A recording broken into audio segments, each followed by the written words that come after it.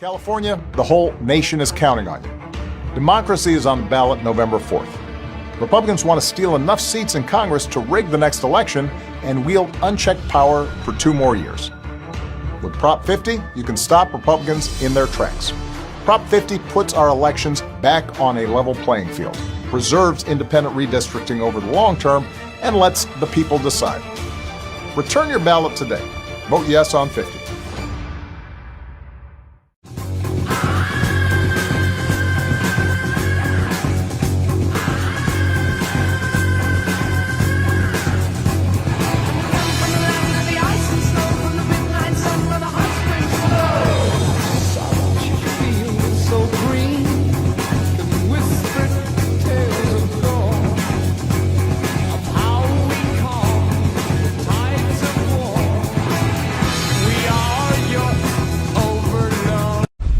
I wonder what you say to those claims, whether there is terrorism and whether you're helping Antifa cover it up.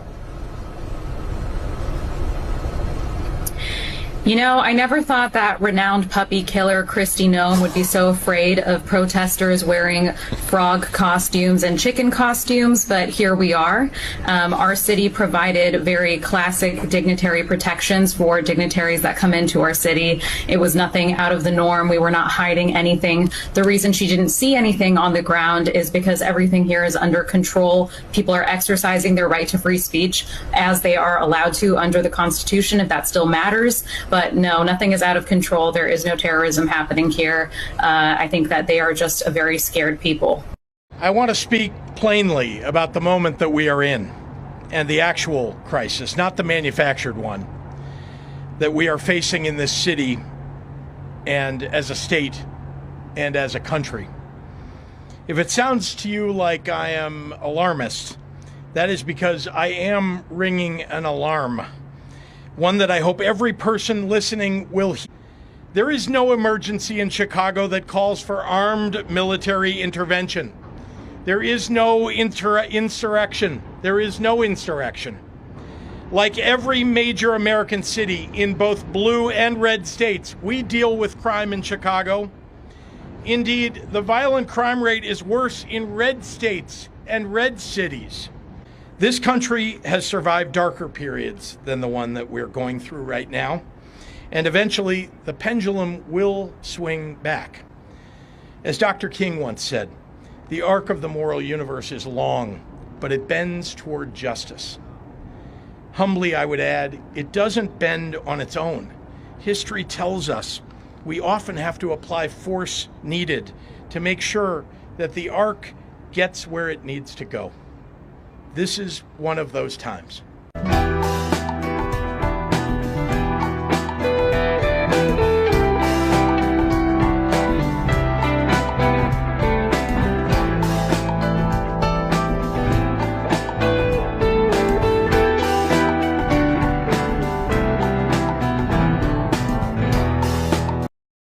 But facts are stubborn things.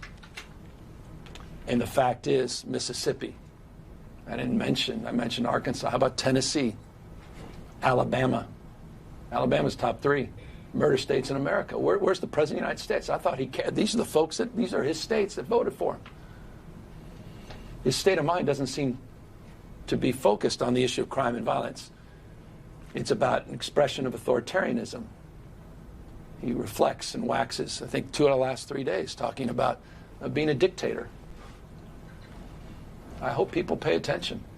At least 5 airports across the country are refusing to play a video of Homeland Security Secretary Kristi Noem at TSA checkpoints. The airports are citing the Hatch Act, which makes it illegal for federal employees to engage in politics while on the job. Take a look at a snippet of the 30-second video.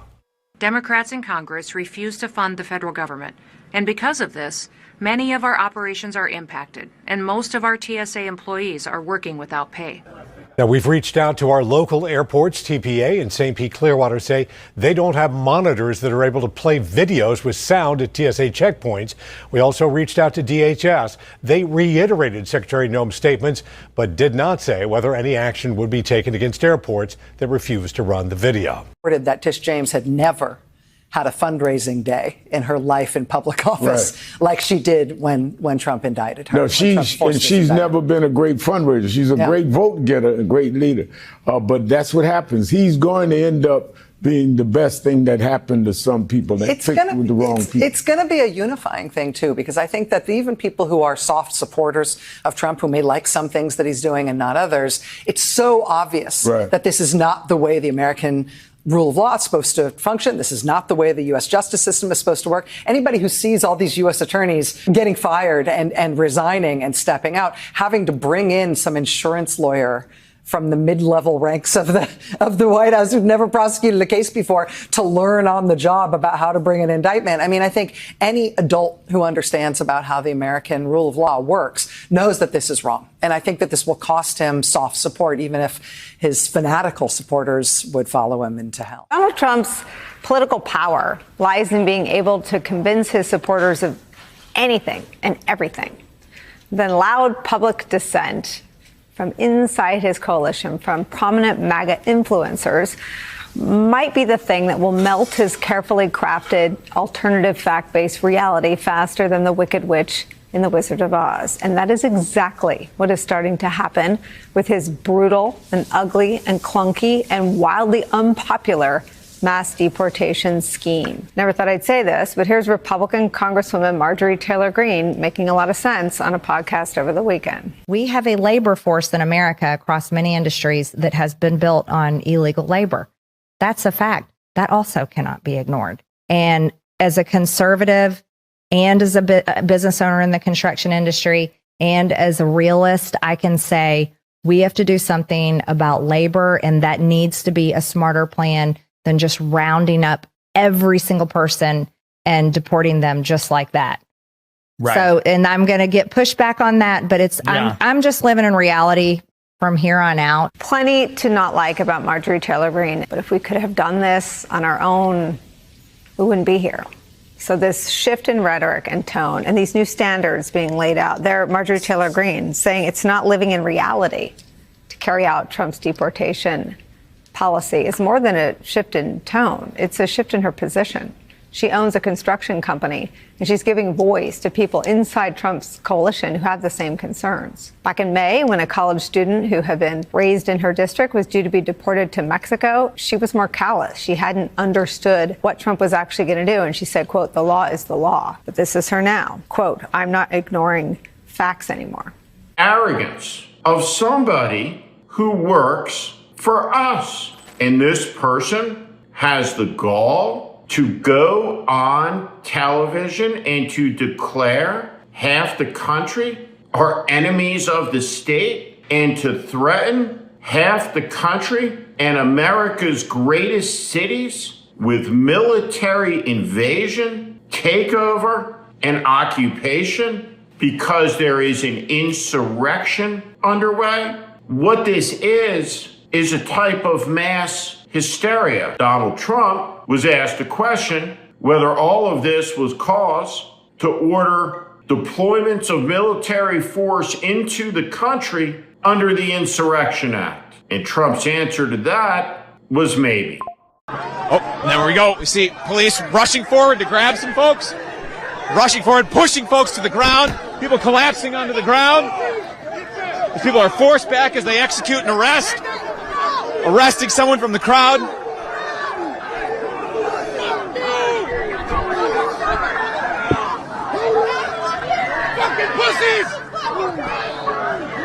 More police extend their line here onto the grass in front of some, looks like an apartment building. ISP,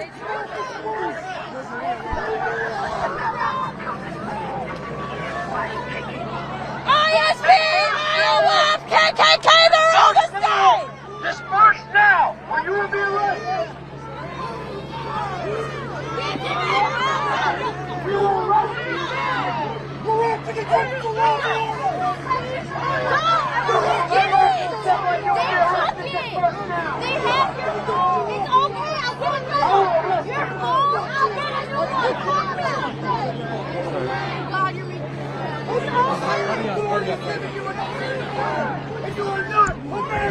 Protesters moving here to link arms with one another. This is an interesting situation I find myself in. They're telling us that we can't protest. Can't make this shit up.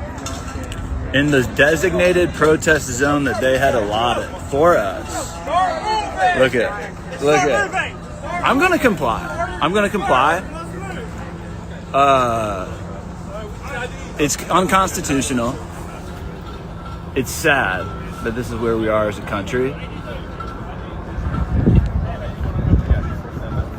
I just want to show everybody what's happening. They're arresting people for standing and protesting in the zone that they had designated as a protest zone. They're arresting people for protesting. Donald Trump is sending the National Guard to Chicago. ICE is in Chicago. He threatened to arrest the governor and the mayor. So Chicago showed up, bro. Look at this. This is nuts.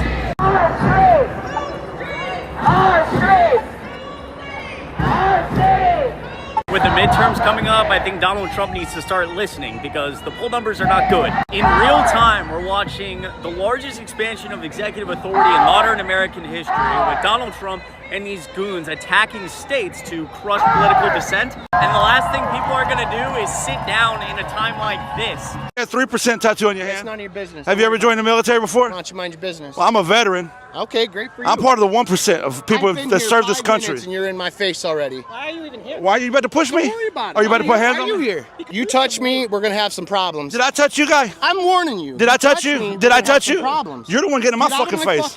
You're the one getting in my fucking face. All right, day 2, Chicago. We once again are out in front of the Broadview detention facility in Broadview, Illinois. This is a suburb of Chicago. This is where they bring people after they kidnap them. Let's walk across the street and talk to some of these people protesting. Yeah, you are the man.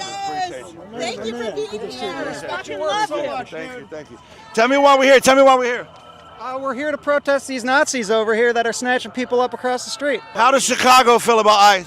Fuck ICE! Fuck ICE! Fuck out! Fuck out! Fuck ICE! Fuck ICE! Fuck ICE! Fuck ICE! Fuck ICE! It seems to be a resounding sentiment of fuck ICE in this bitch. Okay, so you just told me a story. You were here last week at Broadview, basically protesting the detention facility. And what happened? ICE pulled up without any explanation? Yes, we'd been here all day. We were in front of the fence. ICE was fine with it. And then all of a sudden, it was probably around 3:30, 4. They pulled up behind the fence with their armored vehicle, about 50 ICE agents armed. And then all of a sudden, the state troopers came in from the right-hand side with their billy batons. I was violently pushed and then jumped on by 3 state troopers, handcuffed. They left some marks on your arm.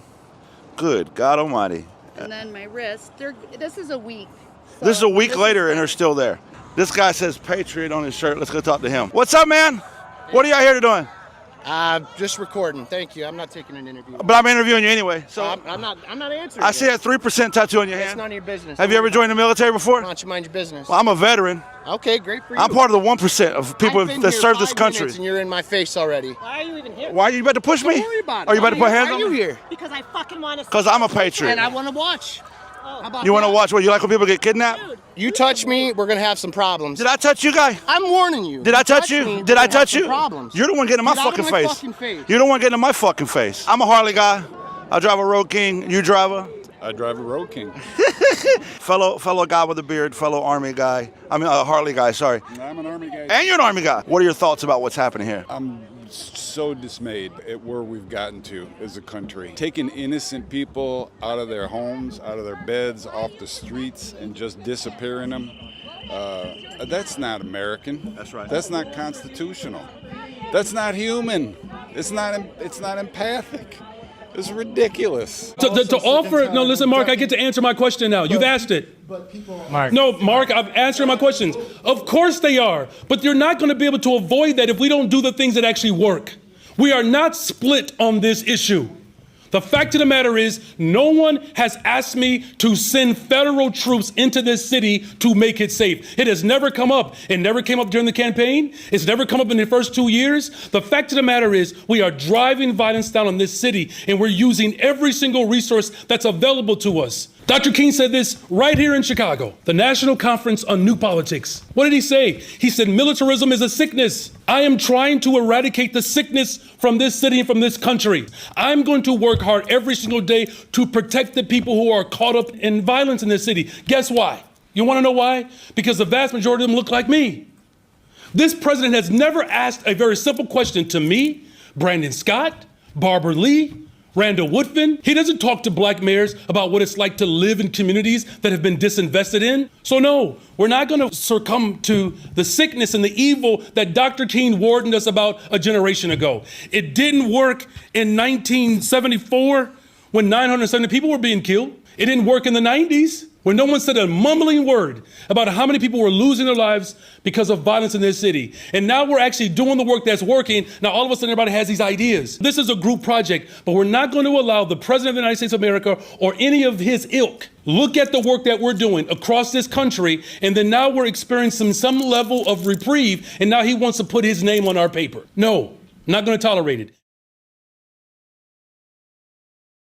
So the big guy in the White House, if he would take some personal advice, you've got to realize, sir, that you are the biggest nothing in the world.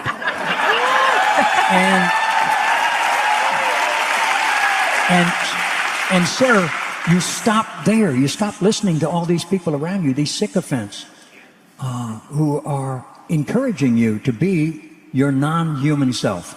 Get in touch with that humanity. Stop fussing with your hair. And don't worry about your tie. And stand up straight and speak clearly, not from your throat. Speak from your heart. And start being human. That's what you were made for, not golf. So there you are, Mr. President. With all due respect, sir.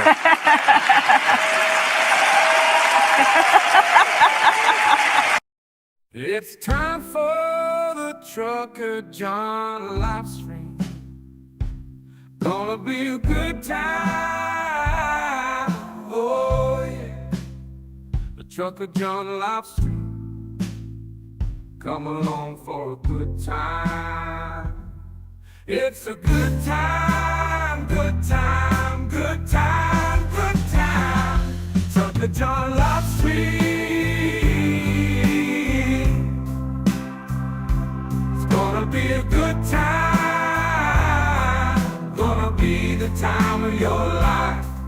Gonna talk some shit, hush your mouth. Gonna talk a little smack. Gonna talk whatever comes of it. You're gonna always wanna come back. Oh yeah, it's the Trucker John Livestream. He's the biggest, baddest, funniest mother you've ever seen. Watch your mouth, he's headed south. Not even sure what that means, but if it's one thing I know, the Trucker John Livestream is the best thing you've ever seen.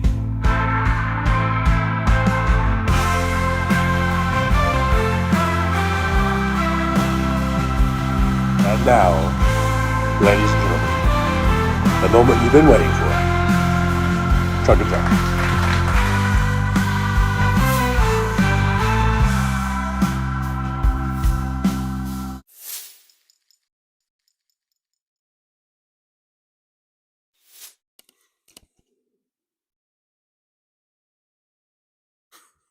Good morning, good morning, good morning. Good morning. Oh, I forgot to get my watch on. It's 9:34 a.m. in the Pacific time zone. Good morning, here in beautiful Las Vegas, Nevada. I'm not sure what the temperature is. It's probably 70 degrees, and we're going to hit 78 today. I think there was a slight chance of rain. It's been kind of cloudy. But hello, everyone. Good to see you. Thanks for being here. I do appreciate you for waiting and hanging out. Actually, just doing some last-second editing there for that intro. Took me a little longer than I thought that it would. So that was what that was about. But thank you all for waiting patiently. Let's go ahead and fill up the blank spot. This is me about every morning. Yeah, I think about every morning. That's me right there. And I think we need to put our little, turn on our our light are there. Alrighty. Fill up the blank spot there. All right, so I did see. I'm not able to go to the beginning of the chat. I think it was it Mr. Spock coming in bright and early? So live long and prosper. Must have been up with the chickens this morning. And then after that, I'm not really sure. As I was, I was sharing the show out as the intro was playing. I always share it out to my my Facebook page and to my Discord and all my social media platforms that I'm on, like Instagram and Blue Sky and Substack. And when I do that, sometimes it just every time I go back to my channel here, then it's weird. Sometimes it lets me, or sometimes it'll just stay at the chat, like wherever I was at. And then sometimes, like today, it moves down and it won't let me go back. So anyhow, here's where I'm starting off today in the chat. It's where Gin Up the Bass is here. Hello, Gin Up the Bass. Is answering something from Nick Rich. So Nick Rich is 56 is here. So hello, Nick Rich. Apparently, Gin Up the Bass is answering something that Nick Rich said. Because he says, at Nick Rich 56. Oh, I'm aware that Hal isn't on today or Thursday. Laughing out loud, where is TJ? I know Gin Up the Bass gets really antsy when I'm not in, soon enough because he really misses me. Gin Up the Bass really misses me.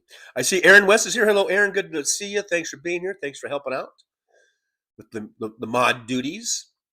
Nick Rich says the Mom Show. That would be my members only Monday show that we did yesterday. So if you want to be if you want to get in on the members only Mondays fun and frivolity, consider becoming a member, which starts off at just $1.99 a month, and that's the members only Monday will be included in that for that $1.99. And so yesterday we did the members only Monday yesterday, and Nick Rich says the Mom Show with TJ, just using the YouTube stream yesterday, didn't have any glitches. Yeah, it worked pretty well. It worked pretty well. And I want to thank everyone for being there. I'm not going to say what it was about, so all the non-members will go, hey, we're going to check it out. But let's just say it was me. It was basically just me. And I was stuffing something really, really big and fat into my mouth. So if that kind of thing might interest you, you might want to become a member. Anyhow, David Weiss, moving on. David Weiss is here. Hey, Dave, good to see you. Says hello from Denver, Colorado. That's right. David Weiss is from Denver. MJ Daniel up from Washington State is here. MJ says, we cannot allow DJT or the Republicans to take credit for what was basically the plan of the Biden administration in Israel.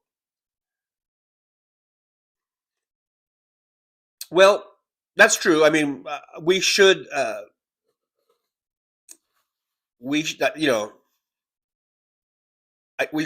them rewrite history or whatever. And we should point out that this basically was the same peace agreement that Biden administration and his team there was working on over a year ago.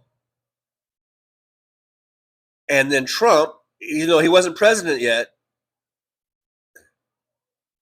basically told Netanyahu not to do it, not to take the deal, to wait until he was president. So yeah, we should point that out. And I think it should also be pointed out, so because Trump waited so long and had this all delayed, they got 20. I think this is the last. This is the last 20 survivors of the hostages. Only 20 were left alive. How many more would have been alive if this had gone through over a year ago, when the Biden administration was working on this, and if Trump hadn't interfered with that? How many more would be alive? That's the question too. And that's, I guess that's the importance of pointing this out. And it should also be noted that during the Biden administration, Biden got well over 100 hostages released, alive. I believe, right? I believe they were all alive. I know they had they recovered some remains of deceased hostages, but I believe under Biden they got well over 100 hostages released during Biden. And so, the art of the deal. Trump gets everything held off for another year, over a year plus, and we were down to 20 alive hostages, and that's what he got out. Anyhow, I hate Donald Trump. I really do. Hey, Brooklyn SJU, okay, Trixie LaRue is here. Hey, Trixie LaRue. Or Brooklyn SJU, good to see you. Brooklyn asks, has Fancy been around lately? Yeah, Fancy usually pops in, does just about every day. So we'll see if she pops in today. William is here. Hey, William, good to see you. Thanks for coming on in. Good to see you in the old driver's lounge.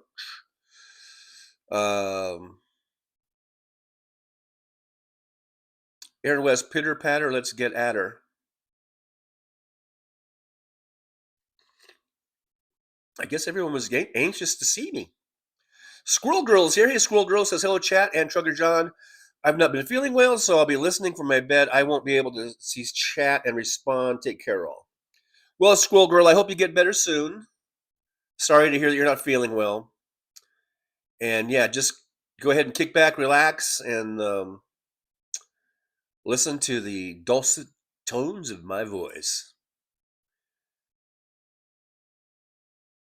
Yeah, there's Mr. Spock. I believe Mr. Spock was first in chat that I saw, anyhow, earlier. Nick Rich says, did TJ get a bag of cash with his Del Taco yesterday? And he's calling Donnie for a friend. I did not get the bag of cash. I put the word out. I did put the word out. I have not received any bags of cash yet. Nick Rich 9:15. So I'm almost, not quite a half an hour, about 27 minutes, I think, behind you. But that's okay. That's the nature of the show, guys. That's how it works. Brooklyn says TJ is searching for his left eyebrow. See, I can tell Brooklyn hasn't been around a while because we haven't had any eyebrow talk for months. So this is the start of the intro because everyone's saying, here it goes, here we go now. So I'm going to skip down a little bit. We've got DPD 5844 in the driver's lounge. And Brooklyn says, I turned the sound off during this. But you don't like my intros? Some people think that's the best part of the show. I'm a bit offended by that. Nick Rich says, even Rogan rebukes the treatment to citizens by ICE. Yeah, Joe Rogan is even having a little moment of clarity or something, or crisis of conscience or something. MJ Daniels says, I would suggest any Republican confused about maybe who shut down? About he shut down, and thinking it is Democrats' fault to search the meaning of majority. Yeah, the Republicans think that just because you don't walk in lockstep with them and just agree with everything they want, then it's your fault.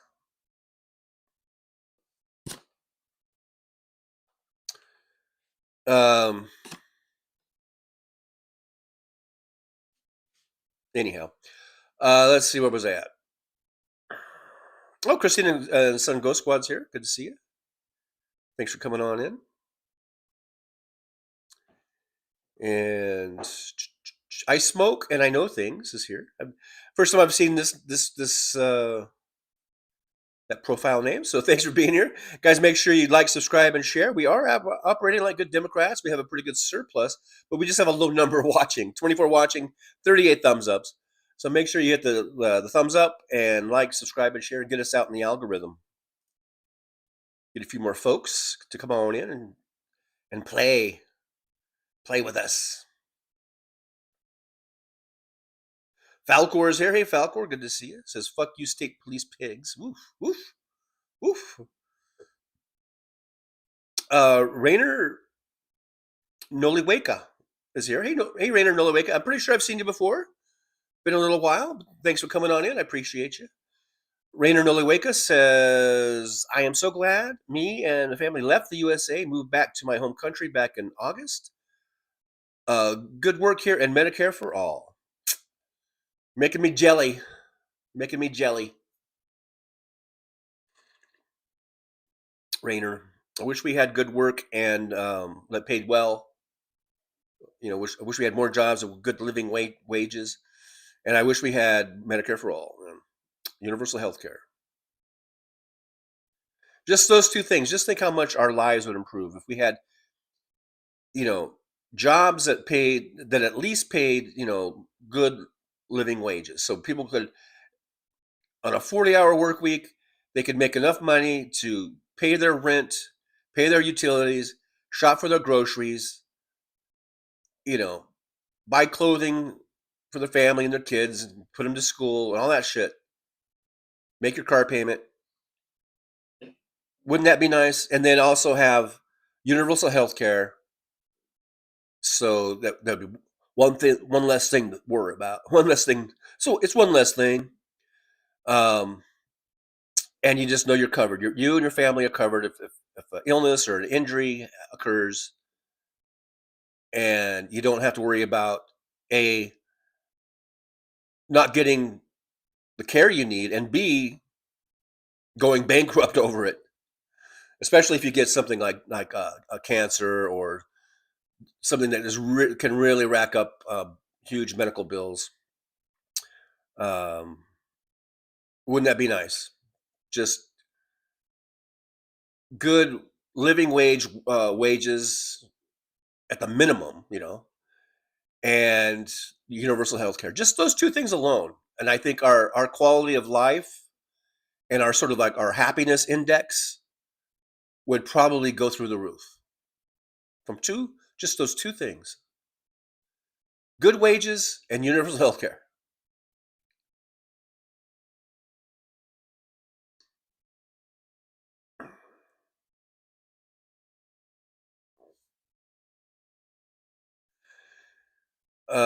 Christina Sun's Ghost Squad says it's been sad for a long time since the first time this idiot got in. Yeah, and we had a brief respite. Is that the word correct terminology? When Joe Biden was president, and things were looking up, man. Biden got us through COVID, got us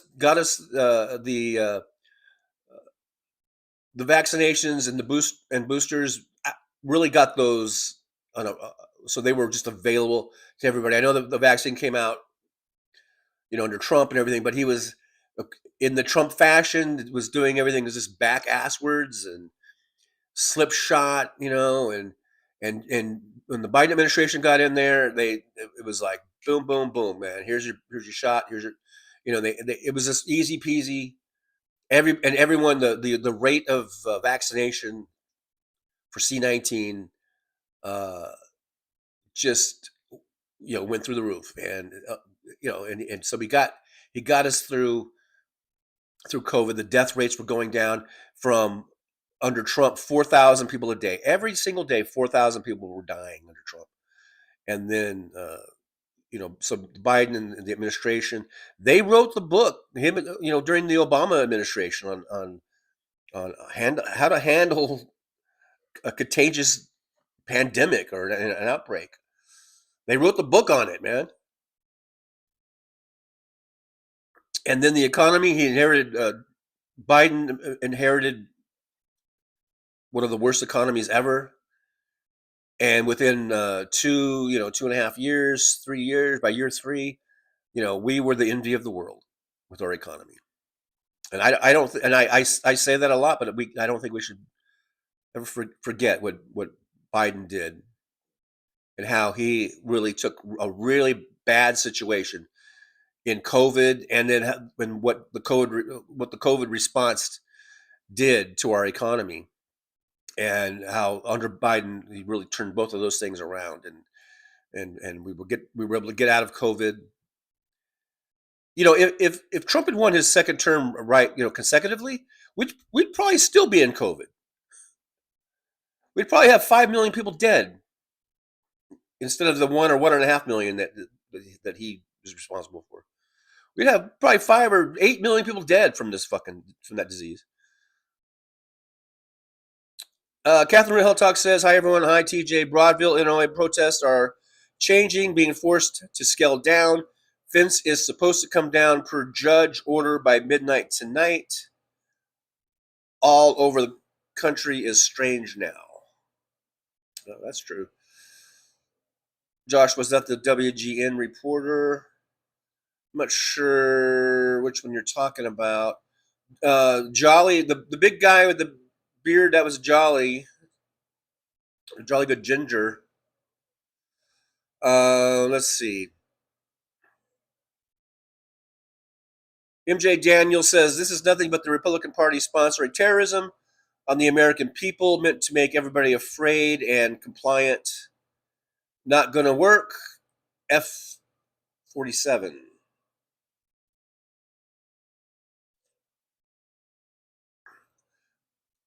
It's not gonna work.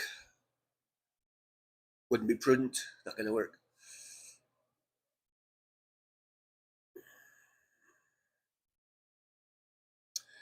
Aaron West reminds everyone that the Super Chat goal is up. Let's fucking go. Yeah, we got the goal is up. Today's daily goal. Let's see. GPD 5844. The WGN reporter was a woman, I do believe. Yeah, the one. If it's the same video I'm thinking of, yeah, I remember there was a woman on the ground, and they were trying to zip tie her, and I think she said she was telling people what her name was and all this stuff. But yeah, I don't think that person was in any of the videos I had. Christina Weibel's here. Hey, Christina, good to see you. So we got at least 2 Christinas in the driver's lounge here.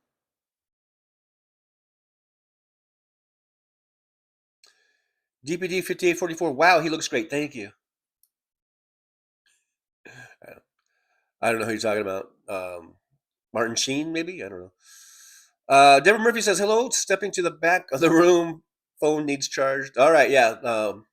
I think there's some outlets in the back there of the driver's lounge. Go ahead and plug it on in. Twisted Nurse Paintings here says, "Oh, just in time for the most epic theme music on the internet." Thank you, Twisted Nurse Painting. I appreciate that. I wrote that myself with the aid of an AI. I think it was Suno I used for that. But yeah, thank you. Thank you very much. Thank you very much. Thank you very much. All right, skipping on down. I see Damon Dog, the big dog, has stepped into the driver's lounge. Thanks for being here, Damon Dog.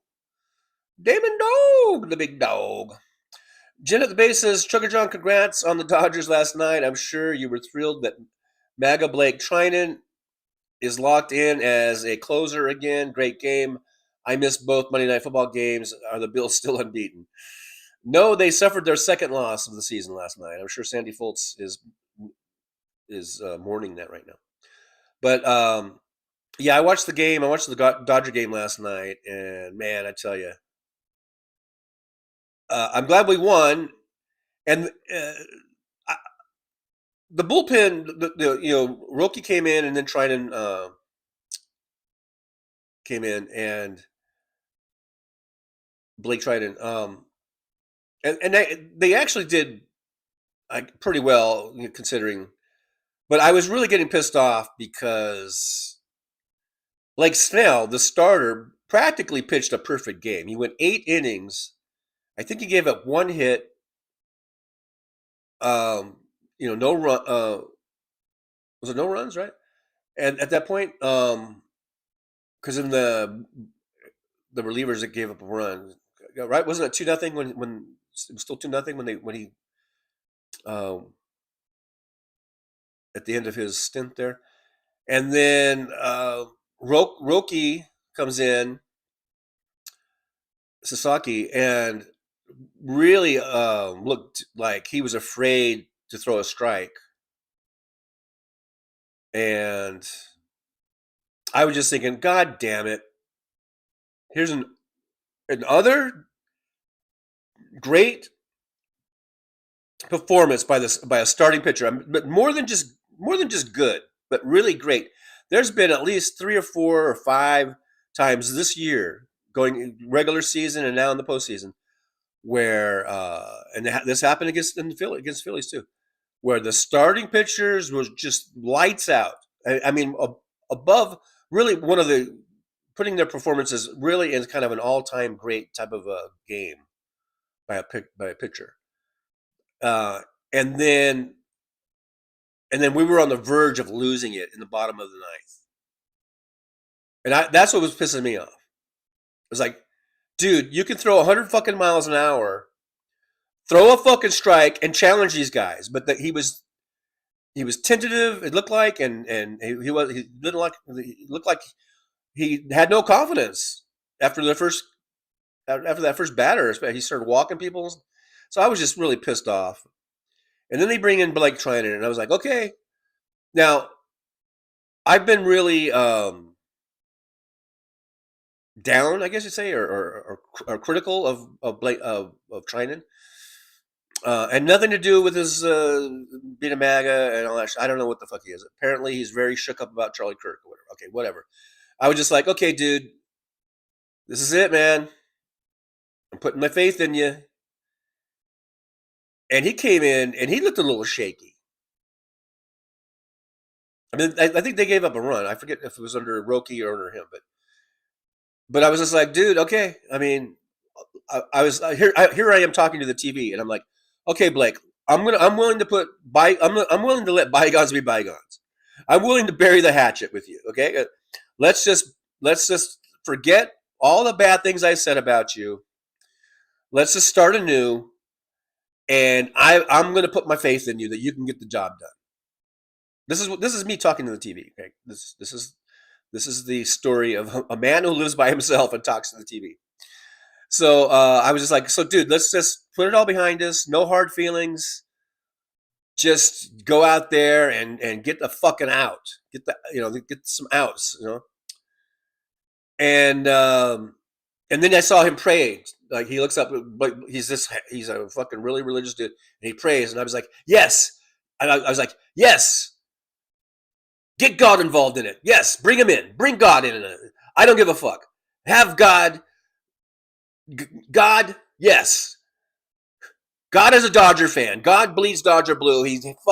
We know God doesn't like the Brewers. Yes, let's get God into it. I go, whatever it takes, Blake, whatever it takes. God, Jesus, the Holy Ghost, I don't give a fuck. Bring them all in there. You can have them all on the mound with you. I don't give a fuck. Apparently, everyone listened, everyone involved, and we got the outs, and we got the victory. So we get a Game 1 victory on the road against Milwaukee, a team that had beaten the Dodgers in all 6 of their previous meetings this year in the regular season. So it's a big win. We take a 1-0 lead. To be you play the first 2. They're playing the first 2 in Milwaukee. So for the Dodgers to at least come away with a split is a big deal. Hopefully,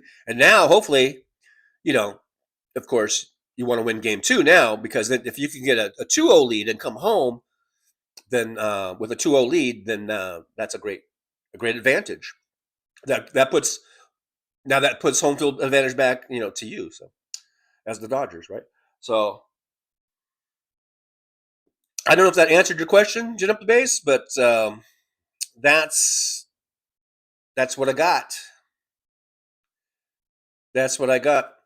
And MJ Daniel says Seattle 2 wins from their first World Series. Kind of surprised they are coming back up 2-0. Yeah, and they scored a lot of runs. Seattle playing Toronto in Toronto. They put up double digits last night, right, against them, and so that's a big win.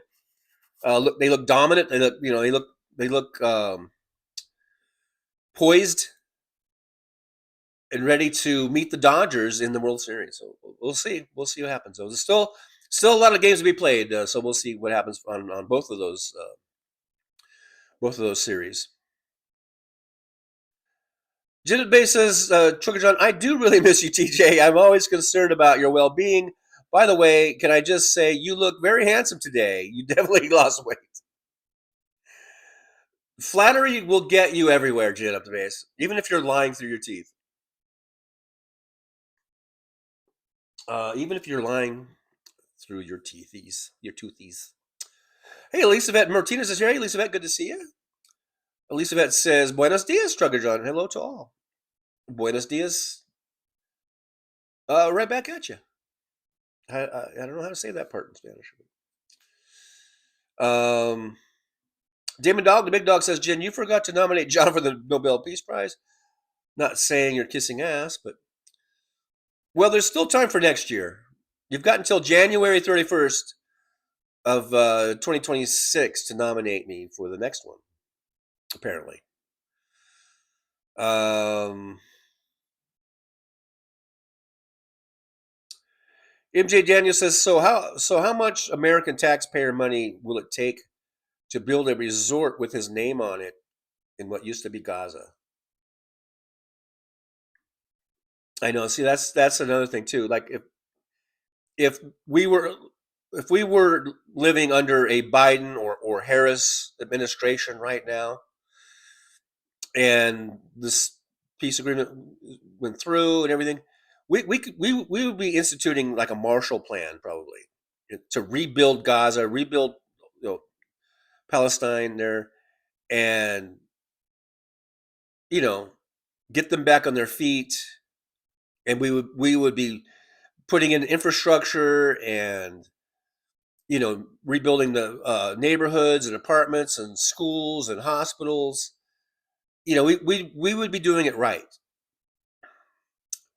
With Trump in charge and being, him and Netanyahu being birds of the same feather, feathers of the same bird, whatever. Who knows if it's just going to be Trump resort. It's disgusting. Just to think of how they're going to fuck this up. And they've already fucked it up, but even more,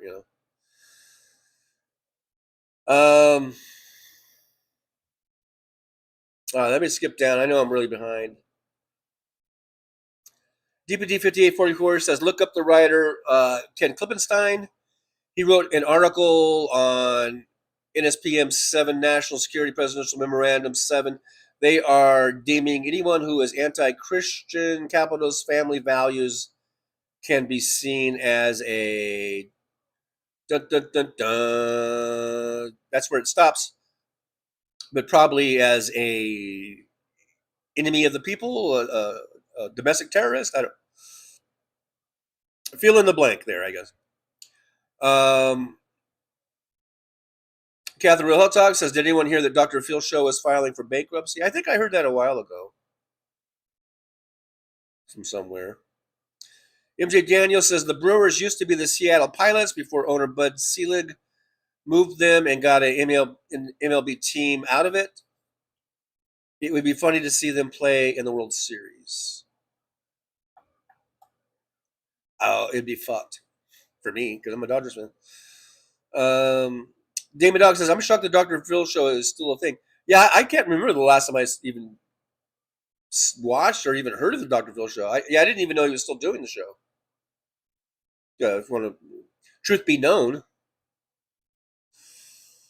Catherine Real Hot Talk says ICE guys are huge, easy for them to overpower weaker and more vulnerable people.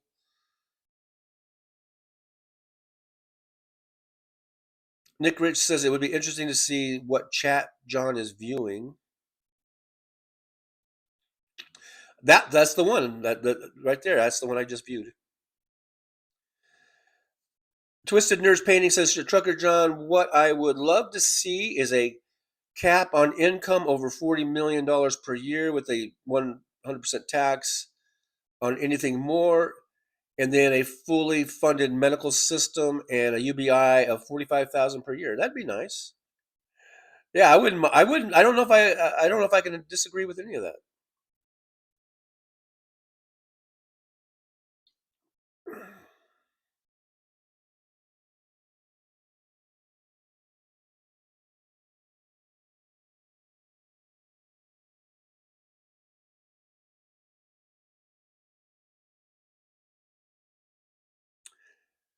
That kind of sounds good to me. Nick Ritz says Bionomics worked great. Yep, they sure did.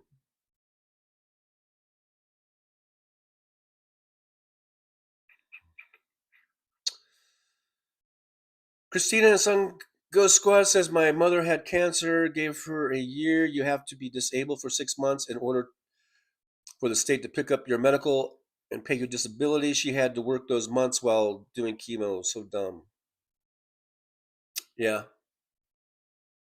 That's the last thing you want to do when you're doing chemo. From what I hear, it's very also like exhausting and you know. DPD 5844 says law firms in Washington, D.C. are already instructing their clients to tone down their language to not be classified as a part of NSPM 7. Catherine Real Hot Talk says Biden was brilliant as VP, then he was awesome as president. Biden was not ever demented. He was exhausted, and George dope-ass Clooney can put a greasy cork in both ends. Yeah, I agree. Fuck George Clooney. Fuck you, George Clooney.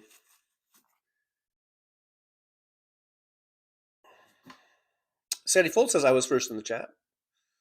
All right, Sandy, good to see you. Glad to see you pop back in.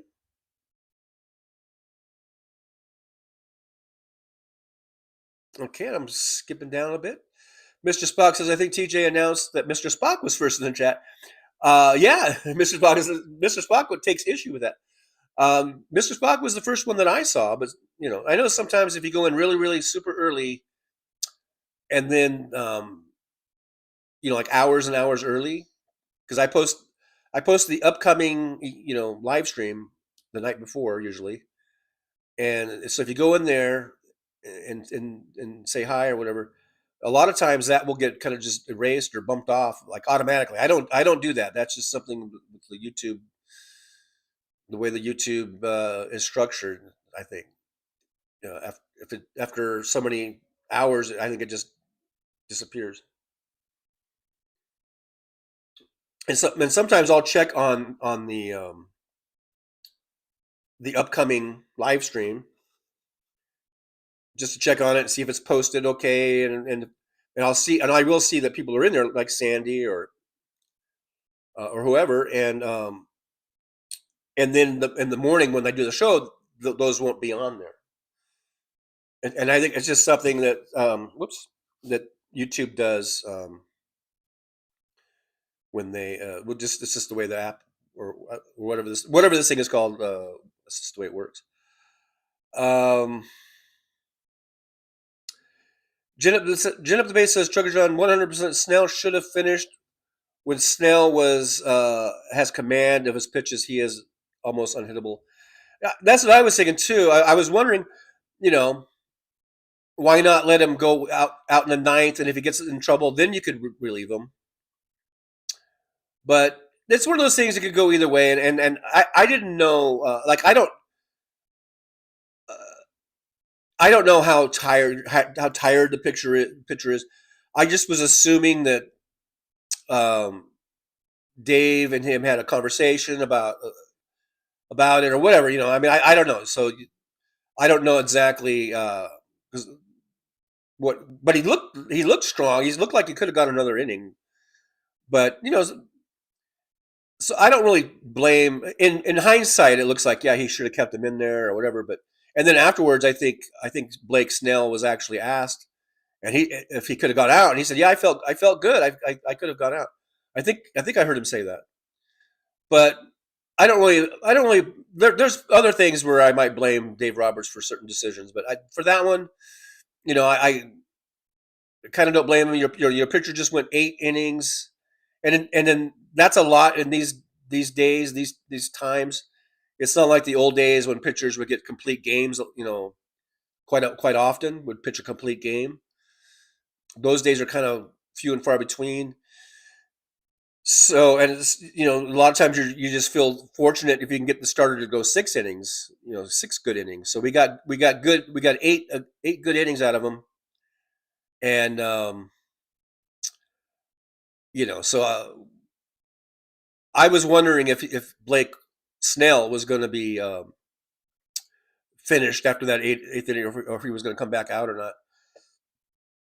And then I think they did show. I think they did cut away to the dugout where they were giving him high fives and stuff. And the announcer even said, "Well, it looks like he's going to be out of the game because that's when the players were giving him high fives." But so I just kind of assumed, okay, maybe he was done for the night. His arm was done for the night. But I don't know. But Blake, I think, did say in the post game interview that he felt good enough to go out for that last inning. But I do think that's it's not. That's more of a hindsight thing at least for Roberts, and like he should have done this, should have done that. I don't really blame him for pulling him after 8 innings. You don't want to go too long with the pitcher, and then he starts getting racked, and then you got to bring in a reliever, which they did anyhow. But so I didn't really have too much criticism with Roberts at that point. Petrozzi 120 or Petrozzi 20 is here. Hey Petrozzi, good to see you. Thanks for joining us in the old driver's lounge. I do appreciate you coming on in. I am skipping down somewhat because I know I'm really behind. Nick Rich says, Damon Dog, maybe my willingness to use expletives to express myself gets them clutching their pearls. Oh my. The mouth on that guy. Damon Dog says, I thought God was a Tar Heel fan. He made the sky Carolina blue. I don't know, but Josh says all the sports talk makes me want to trim buds. MJ Daniel, trying not to get too excited about the Mariners. Toronto is good. You think they might be able to come back? It's a pretty tall order now. They're down 0-2 and they're going into Seattle. They might win one. They're probably hoping to at least split and then come back. I guess they would come back home. Let's say if they split, they would come back home down 3-1. But we'll see. We'll see. You just never know how it's going to turn out. Nick Rich says 10:02. So actually, I'm only about 11 minutes behind because I did skip a lot of your guys' great chats because I felt sometimes I feel a little. I don't know if paranoid is the right word or not, but so you guys complain so much about me being behind, and then I feel like I need to catch up, and in the process I skip a lot of your chats. So that's the way it goes. You can't have me not be behind and then complain if I don't see your chat. You know what I mean?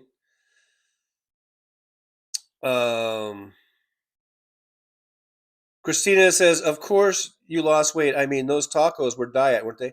Actually, it was I don't want to say what it was because all right, it was a burrito. Witchy Woman's here. Hey, Witchy Woman. Witchy Woman. Otherwise known as the goddess Kimchi is here. And Witchy Woman says, hugs, beautiful geniuses. TJ the Valiant, gorgeous Jolie, and beautiful Mistress Erin. I'm not sure if Jolie's here today. I don't think I've seen her yet. Roxanne79 is here. Hey, Roxanne. Good to see you. John Glad's here. Always glad to see John Glad in the driver's lounge. Thanks for popping in. I do appreciate you. I do appreciate you. I'm just skipping down. Everyone's saying hello back and forth. All the good hellos. You guys are so nice. Christina and Sun Ghost Squad says, yeah, you said it right the first time. Birds of a feather stick together. That's the saying. What did I say? Then what did I say? Feathers of a bird? Feathers of a bird. They like to take a turd or something like that. Jolie, there's Jolie. Speaking of the devil, there's Jolie. Like number 50. Hi, friends. Hello, Jolie. Good to see you. Thanks for coming on in. I believe we are now at full mod capacity, so thanks for joining us. So nice of you to join us, Jolie. You know what? Is today... I don't know if Jolie wants me to say it. Is today Jolie's birthday? Maybe that's why Jolie wasn't here. Getting started on your birthday? I think it might be Jolie's birthday. So if it might be, so let's give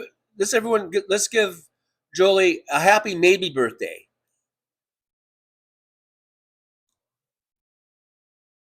I think it might be Jolie's birthday. And I feel bad that I don't remember exactly. But I think it is. So happy maybe birthday to Jolie.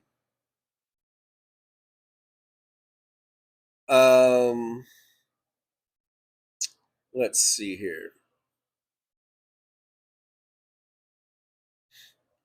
I'm skipping on down in the chat somewhat. And I see WW coming in with a $2.22 super chat. Thank you, WW. Yippee. I'm going to give you a yippee even before I read what you said, because you never know. It could be something deplorable or it could be something very wonderful. So yippee again to old WW. There's the thumbs up. There's the heart. And WW says, greetings, Trucksters. Almost accidentally gave $222. That would be no accident, my friend. That would be divine intervention. No, I'm just kidding. But thank you, W. I appreciate that. Thank you so much. That really helps out the show, helps keep us going and growing. We are 1/5 of the way of the goal, so thank you for helping start things off. Roxanne79 says, Twisted Nerves Painting. Wow, that sounds a lot more exciting than what I did. I talked to my sister and did some chores and went to Walgreens. Boring.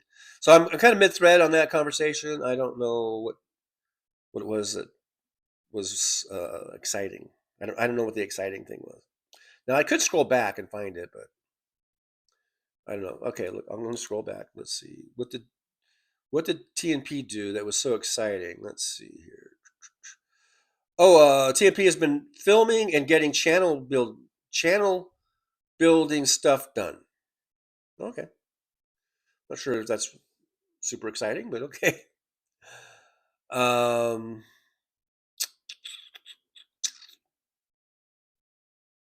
Janet Bass, Trucker John, I nominated TJ. I just forgot. Wait a minute. I am TJ. Anyway, I just forgot to mention that I nominated him after TJ was able to broker peace with Wes Webb and WW. It was a no-brainer. TJ, you definitely deserve the Nobel. And notice how I pronounce Nobel. I think you should at least have to know how to pronounce it if you're going to win it. Because wasn't Trump and all of his little sycophants, they were calling it a Nobel Prize. Maybe he's waiting for the Nobel Prize because they were saying Nobel. And I think maybe Trump said Nobel. So then all of his little sycophants, they all know it's Nobel. These guys, come on, they're not that stupid. They know it's Nobel. But then they all started calling it Noble. Just to not offend the king. Kiki Streets is here. Hey, Kiki Streets, good to see you. Kiki Streets showing MTG is in open mistake. She is shit. It's not a mistake, dude. It's not a mistake.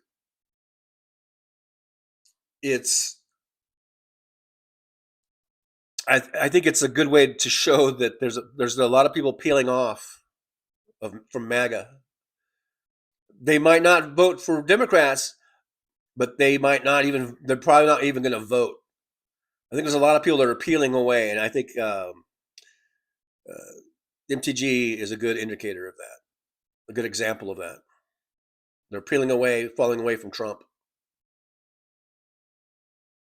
But you're entitled to your opinion, so because you know everyone's got one of those, just like they have this other little thing that they got.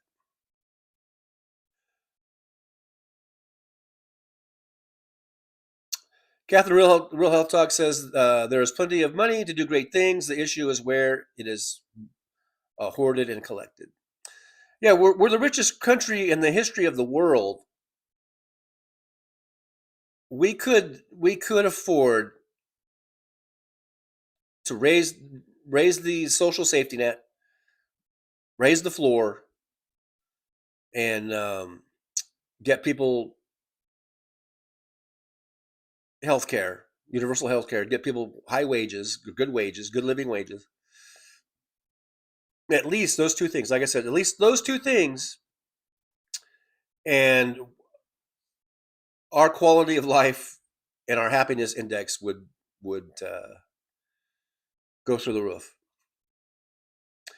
Ivy Joe Casey's here. Hey, Ivy Joe, good to see you. Thanks for popping into the driver's house. Ivy Joe says, TJ, chemo was and is not the easiest on your nerves and body. And yes, I even lost some of my hair. It's absolutely horrible. Yeah, it's not something you want to go through. And then for you to, still have to maintain, a work schedule while you're going through that, it's got to be really tough. And I would think that it's not really conducive to the treatments. I mean, you want to be able to just focus on getting your treatment and getting through that, and not all the added stress of work and all that. So it would be nice if we had something in place that we could get benefits and our health benefits, and as well as like money compensation to pay our bills or whatever. Yeah, it's really a bad system we have here.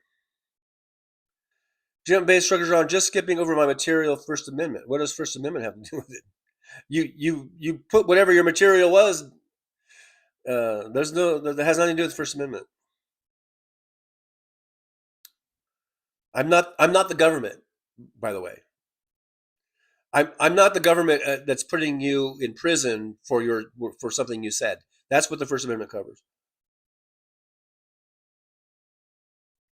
That's what the First Amendment is about. Is if the government tries to punish you for your speech.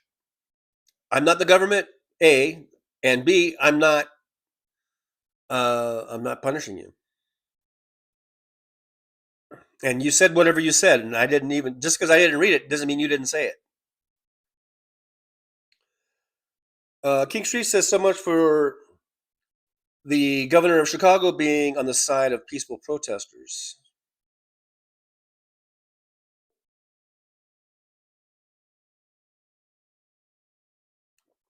Well, my takeaway from that was he was saying we don't need intervention from the federal government. We don't need the National Guard. We don't need the military. That was my takeaway. Maybe I misunderstood it.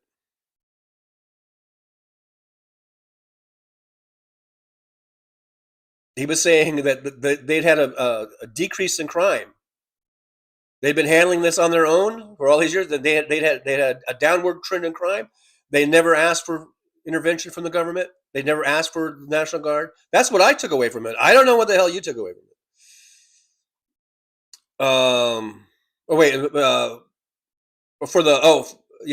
The governor of Chicago. Oh wait, I was confusing that with the mayor. The second to last clip was the mayor, right, of Chicago. So I don't know. That's what I took away from that guy. But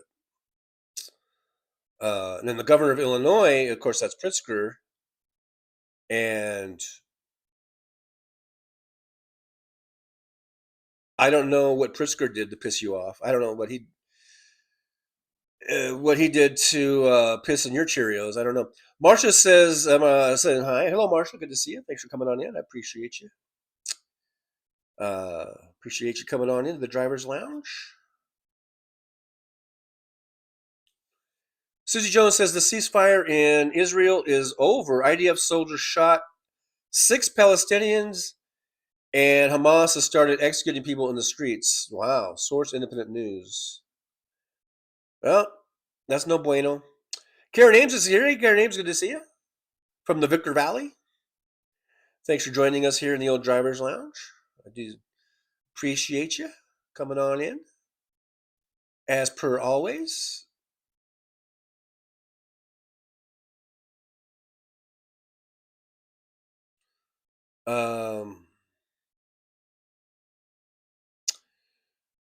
Is our little power couple having a little tiff?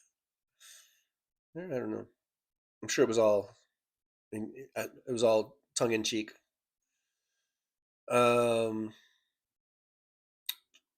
Kinky Street says, "Good day, all. I don't have an adequate keyboard." Catherine Hill Real Talk. The governor of Illinois, that'd be Pritzker, right? Did not protect peaceful protesters at a rally. State police were in action before time 6 p.m.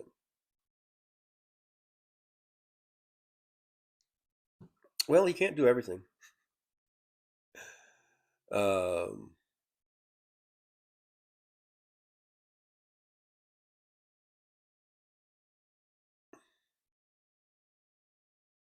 He can't be everywhere at once. But I did see a clip from I guess it was Saturday when Don Lemon was there at the Broadview. Is it called Broadview? Detention center there, and where they were told that they could be there till 6, and it was 5:40, and they started asking to disperse, but they didn't really start moving towards the crowd until I think, or at least maybe they started earlier, but they didn't really get up to where the crowd was. That big line of cops. Until it was pretty much 6 o'clock, but around 5:40, they started telling them to disperse and stuff. I guess they wanted to get an early start on it, but they really didn't. In the video that I was watching, or the live, I guess it was live stream that I watched. That was the Don Lemon one.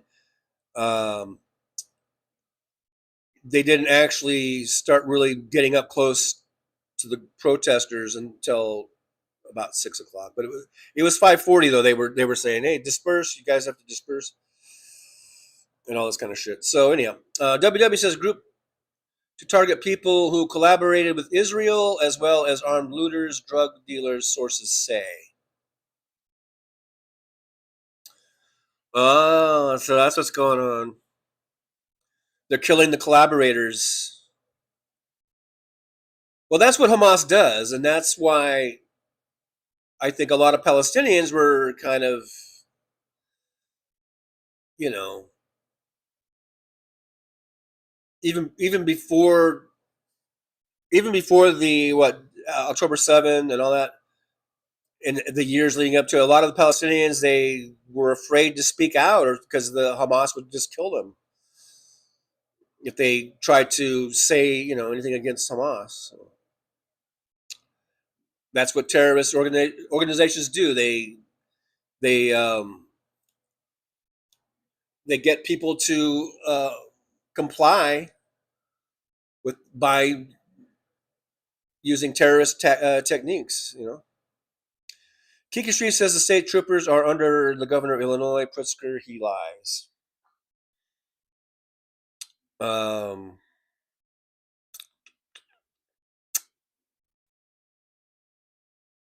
Well, okay. Thanks for bringing that up. We'll look into that some more, I guess. Catherine Real Health Talk says, Kinky Streets, I agree that at times he's pretty quiet, selective when he supports.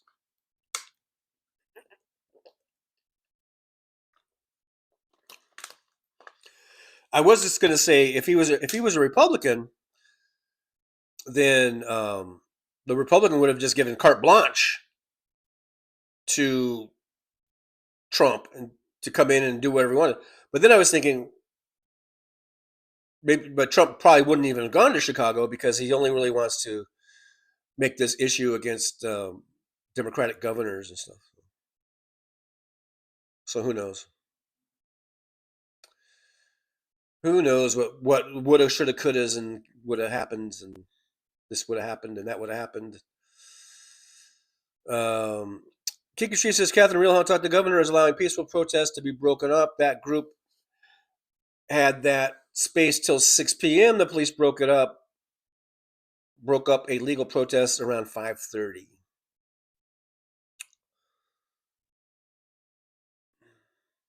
So it's all Pritzker's fault. Every last bit of it, apparently.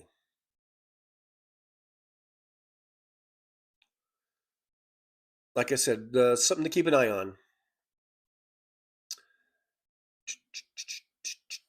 Something to keep an eye on. Nick Rich, 10:15, TJ time. So yeah, I'm about 17 minutes behind. WW says the protest rallies are not the impressive. I think he meant maybe that impressive. The ICE cops don't realize that you can't turn a handful of people into a riot. You need a crowd to start a riot.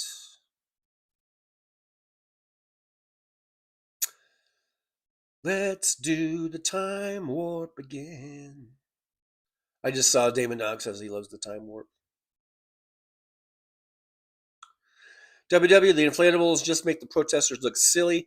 No, silly. It just makes Trump look silly, and Kristi Noem look silly, and Stephen Miller looks silly. That's who makes silly, you dumbass.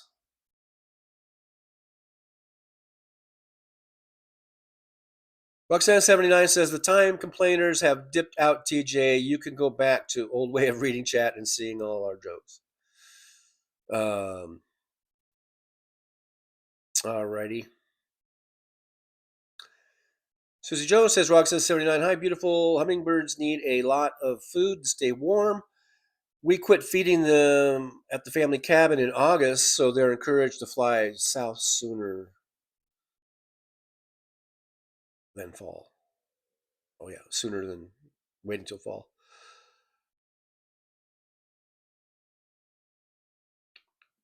Jen at the base, if I were to read the entire chat, I would never get caught up. The show would never end. I would never get caught up. And I can't do that. Be realistic for once in your life.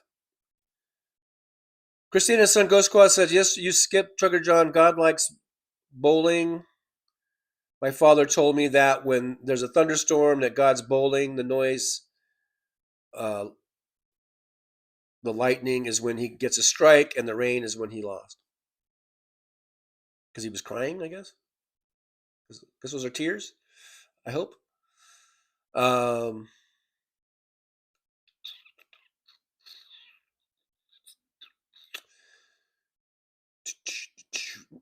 Roxanne 79 says something about they love weather. Do I have to read things about hummingbirds? Okay, they love the weather here in northern Florida. I think they stay here year round. This is my first time having a feeder. I change it every 2 weeks and clean it. Susie Jones, number 57. Thank you, Susie Jones, for hitting that like button. Yeah, guys, make sure you hit the like, subscribe, and share. That's a great way of helping get the show out into the algorithm. Algorithm. When I say that, it reminds me of Liberal Dan. Did you guys watch Liberal Dan? Unfortunately, I did not watch Liberal Dan last night. I was so enthralled with the baseball games and football games. I forgot to go to Liberal Dan, but I did go on there and later, and I at least went in and gave him a thumbs up. And I did share his show to my Facebook page, the Progressive Radio Station list. So at least I did that. It's probably more than what most of you guys did. Jolie says, not yet, John. Oh. I could have sworn it was the 14th. All right. Guess Jolie doesn't want to let the cat out of the bag there. I think we're both Libras, right? I think.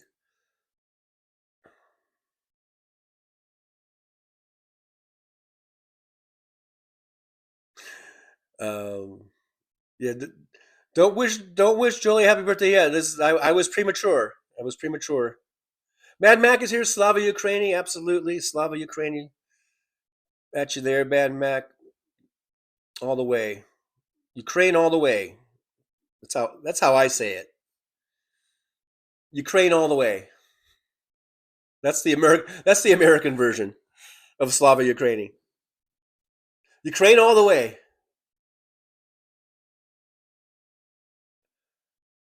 Jolie says almost 420 in Cape Verde, or Cape Verde, as they like to say. WW, is that Brazil? Brazil. Christina and Sun Go Squad says that's okay. I'm going to say Jolie. Now you have a Trucker John birthday of the 14th. Susie Jones says, Rock says 79, the more feeders you have, the more birds you will get.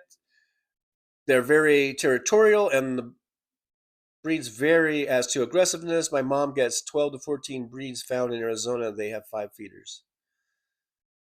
I didn't know there were 12 to 14 different breeds of hummingbirds. I thought they were just all the same. I just thought there was one kind of little old hummingbird type. Damon Dogs, that was a noble pronunciation of Nobel. Mm-hmm.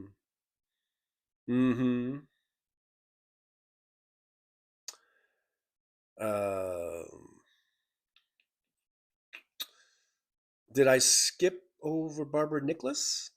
Someone saying hi to Barbara Nicholas.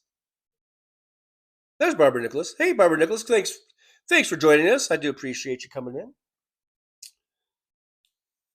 Into the old driver's lounge.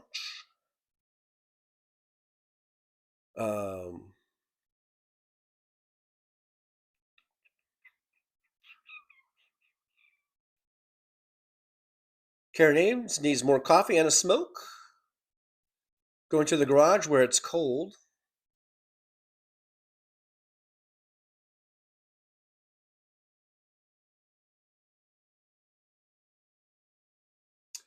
Jolie says, remember, John, we had the discussion how I barely missed Charlie Kirk Remembrance Day on my birthday. Oh, you're September? Did I miss your birthday? Oh, my... Wait. Oh, no. Oh, Charlie Remembrance Day. Oh, I was thinking of the day he died. Okay. Charlie Remembrance Day. Oh, that's like... Oh. What is that? The 20th or something? We had a discussion how I barely missed Charlie Kirk Remembrance Day being on my birthday. When is Charlie Kirk Remembrance Day? Is that on the 18th? So that means you're either the 17th or the 19th, I guess. Am I? Did I hit one of them?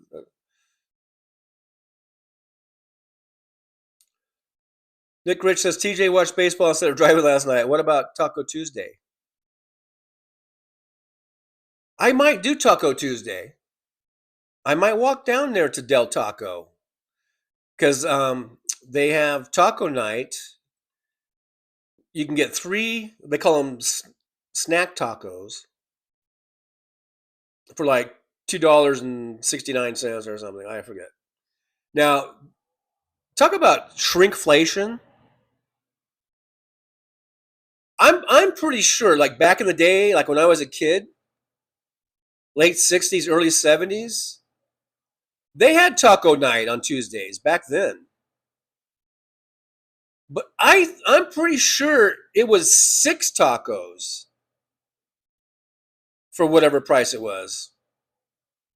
Probably $1.50 or something. I want to say it was 6 tacos, but I could be wrong. It might have only been 3, but maybe the tacos were so big it seemed like 6 back then. And then all the way until recently, okay, so they changed to 3 tacos, but it was like 3 regular sized tacos. Now, when I was there yesterday, I saw the sign for Taco Tuesday, and on the sign it says 3 snack tacos. My God, what is the world coming to? When you can't even get 3 regular sized tacos for taco night, you got to get now it's down to snack tacos. I'm telling you, man, we are in the end times. These are the end times. John from Las Vegas is here. Hey, John, good to see you. Always good to see John from Las Vegas. And John is wishing Jolie a happy birthday. I'm sorry, Jolie. Well, you're getting a lot of pre-birthday love. So all you guys, when it is actually Jolie's birthday, we'll do it. We'll do it all again. So that way you get double the love, Jolie. You get double the love.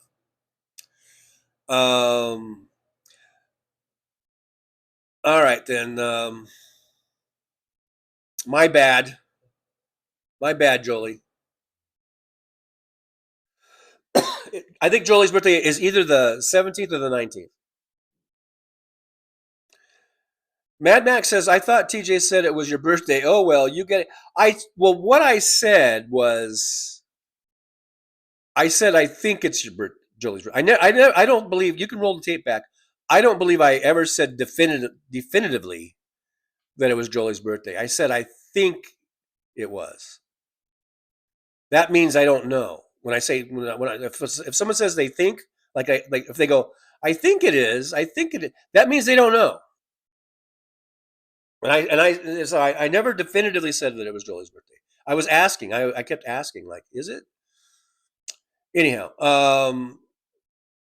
Roxanne says, John from Las Vegas, hello.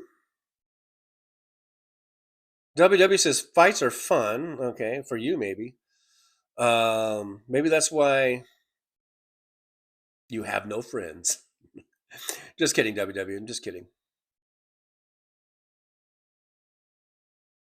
Ivor Joe Casey says, I get to go down to Green Bay on Saturday to report in the paper about the protest. I get to take pics too, and they trust me with the equipment. But I had to promise to bring it back in one piece. As one should. Hopefully no one will, knock it out of your hands or whatever.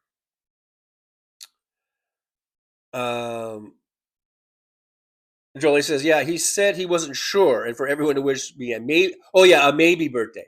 That's what I said. Yeah. That's what I said. I said, yeah, wish Jolie a maybe happy birthday.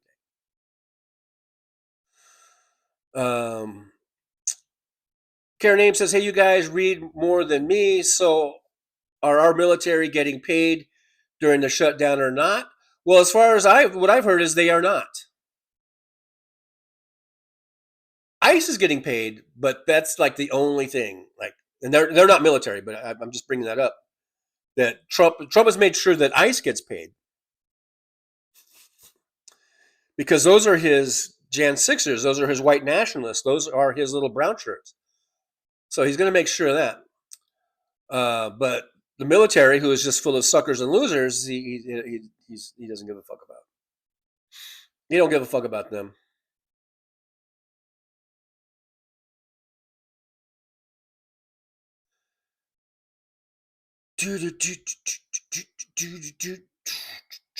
Marcia says Governor J.B. Pritzker did not order state troopers to Chicago in October 2025. In fact, he actively opposed President Donald Trump's order to federalize and deploy National Guard troops to Chicago. Thank you for that, Marcia. Yeah. He did oppose. He has stood in opposition to Trump. Roxanne 79 says, Karen Ames, I heard that Keg's Breath was looking for money. Dinky requested it, but Christina Talk said that it's not up to Keg's Breath, it's up to Congress or some by else, she said, clip 2 or so days ago.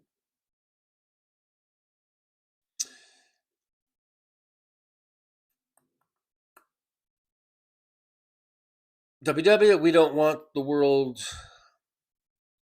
to be my JB a hero. We like having him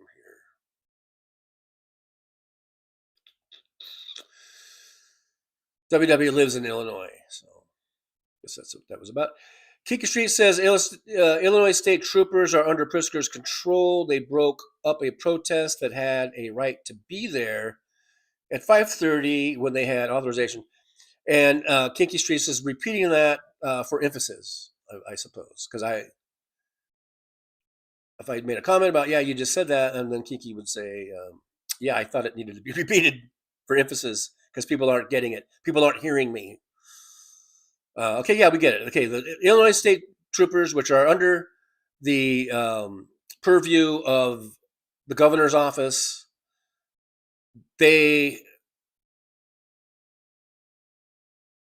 broke up the protest at 5:30, and it was supposed to be they had authorization to protest until 6. And if that's true, then okay, Pritzker needs to get out. I'm not ready to throw Pritzker completely under the bus. I'm not ready to start calling for impeachment or primarying him or whatever. I'm not ready to go there. But I would say, yeah, let's look into that. Maybe call the governor's office and say, hey, what's up, dude? Why aren't you on top of this? You can kind of whip someone into shape a little bit without totally turning on them. You know what I mean? And then if they don't, then you do other things. But yeah, you can kind of hold their feet to the fire type of deal and say, hey, dude, what's up with that? And then insist that they answer that question.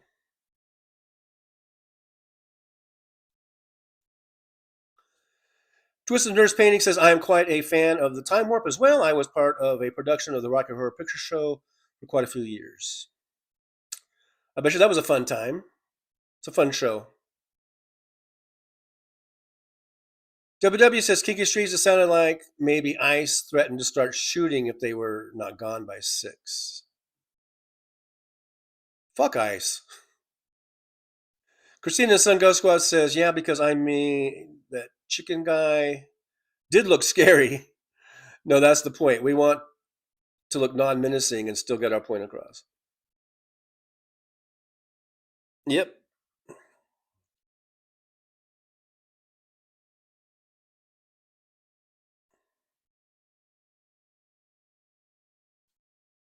Karen Ames says, so did the naked bicyclist. ICE doesn't want to tackle a naked person. Nick Rich says, I hear that inflatable costumes are selling out quickly across the country. Mr. Spock says, 24-hour stream, laughing out loud.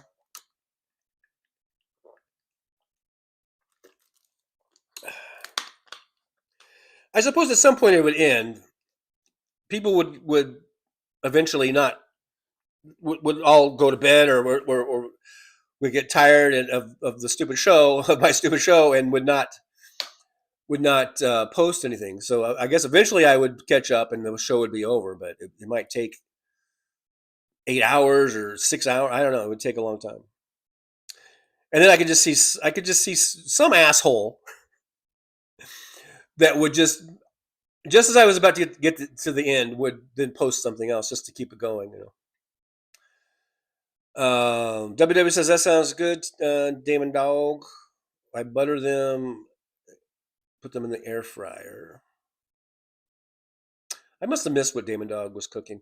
Mr. Spock TJ Marathon walks on 79 says, nope, skip hummingbirds, TJ. That's just our small talk. See there?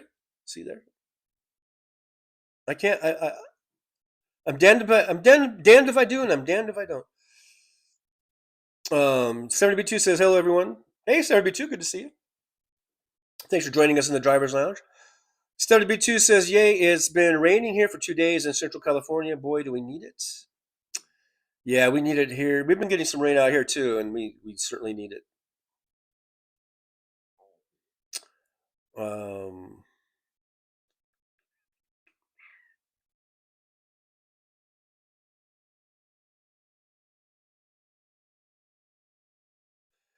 Catherine Real Health Talk, who lives in Illinois, in the Chicago area, I believe. Catherine says 105th Street and Avenue N, southeast side of Chicago. ICE and feds are acting like assholes. Speaking of asshole, looks like this is getting bigger. Damn, very working class area on the way to Indiana, but close knit.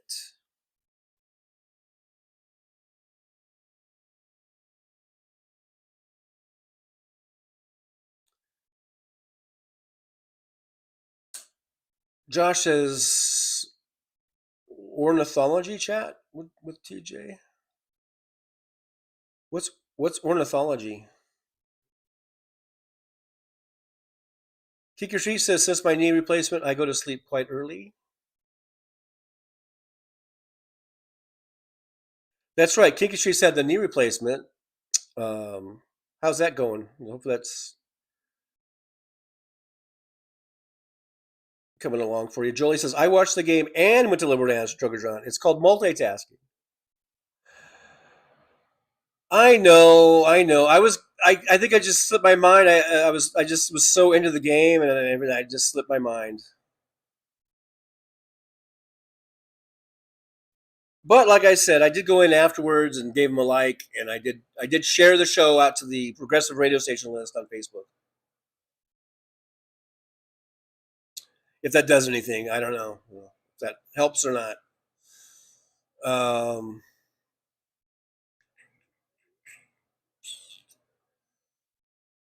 Jolie says, Trucker John, Charlie Kirk Remembrance Day is today. My birthday is the 17th. Okay.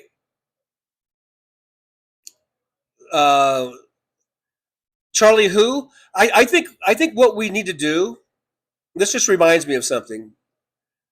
Because it does kind of seem like the whole Charlie Kirk thing is already out of the news. Hardly anyone talks about it anymore, except for you'll see something that the right wing puts up just to try to keep the story going. But it is kind of a forgotten story already, in a way. I mean, I know there's still, going to be court and all that shit, but at least from my perspective, it seems to be just sort of it's already kind of faded out of view, the story and everything. It's not in the top of the headlines anymore. So whenever someone mentions Charlie Kirk, I think we should just say Charlie who? Just kind of rub it in, like, who's that fucker? Charlie who? Who's that insignificant piece of shit? And we don't say that part. That's the that's the intent or whatever. That's the whatever word I'm looking for here. But yeah. So yeah, from now on, if anyone ever brings up Charlie Kirk, just go, Charlie who? All right. So just remember, folks, on the 17th, in about 3 days is Jolie's birthday. And then we can wish Jolie a proper happy birthday. Kiki Street says, I remember no empathy, Kirk, by leaving a big stinky stool in the toilet and flushing it down. I'm just like, Charlie who? I don't even know who this guy is. I don't know what you're talking about. Hey, Robert Perez is here from down San Diego way. Good to see you, Robert. Thanks for coming on in. Appreciate you. Robert Perez says, top of the morning, Trucker John, and a hearty howdy do to all of you in the Trucker Lounge. Thank you, Robert. Good to see you. Hope you're doing okay. Hope your grandkids aren't running you too ragged today, and everything's well with you. Catherine Real Hill Talk says, whatever happened to the Guardian Angels and the Hells Angels? Well, the Guardian Angels and Hells Angels are two very different things. The Guardian Angels, I believe the guy who kind of founded the Guardian Angels, or one of the co-founders, is running for mayor of New York City right now. Isn't that the Curtis Sliwa guy? And all those were a bunch of sort of a vigilante group or whatever you want to call it. They would wear red berets, I believe, and they would kind of walk around the city. And if they saw someone getting mugged, they would supposedly come to their aid or something like that. That was their deal. Now the Hells Angels is a whole other thing. That's a motorcycle club, and that basically are mules for drug cartels. Basically meth or whatever else, and speed, things of this nature.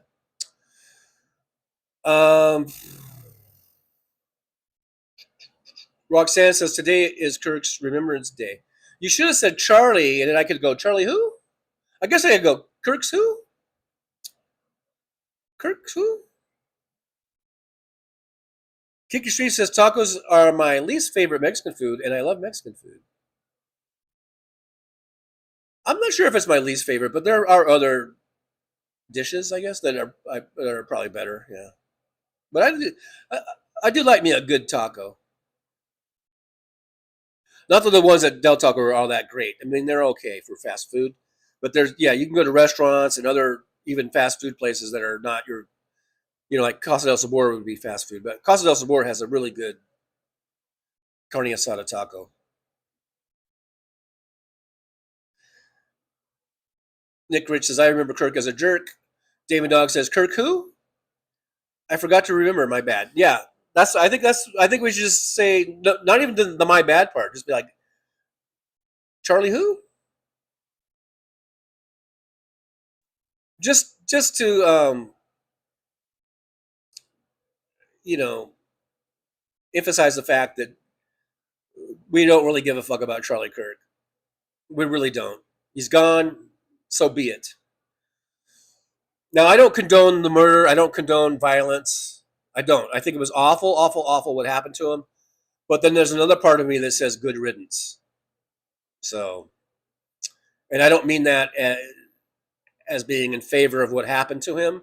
But since it did happen to him, it's like good riddance. Christina and Sun Ghost Squad says, listen to Trucker John, if the snack tacos have cannoli cream in them, then I'm all freaking for it. I'll take 3 of those.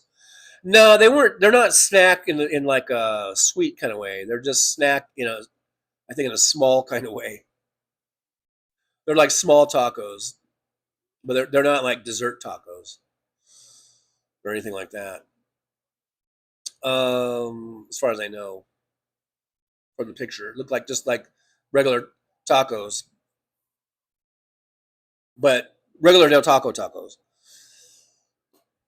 Aaron West says it's my boyfriend's 50th birthday. Happy birthday, Aaron's boyfriend. And it's not even a maybe birthday.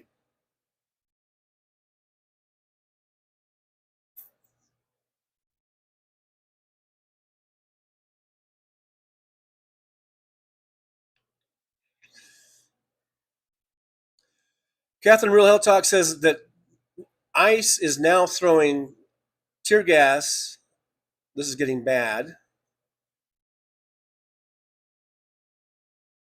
Jolie says, yay, 2 birthdays, lucky me. Wait, will I have to add another year?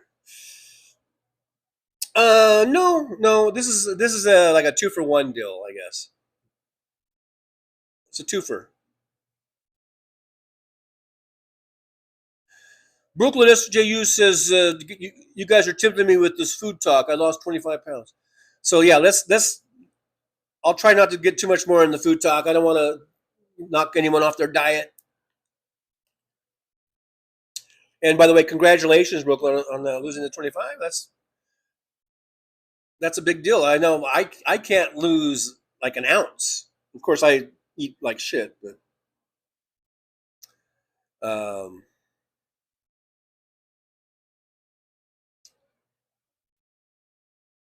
Kiki Streets bought some 80-20 ground beef on sale for $3.49 a pound. That sounds like a pretty good price, I think, right? That's a pretty good price. But it's got 20% fat, I guess. Is that good or bad? Because I think I usually get mine a little leaner than that.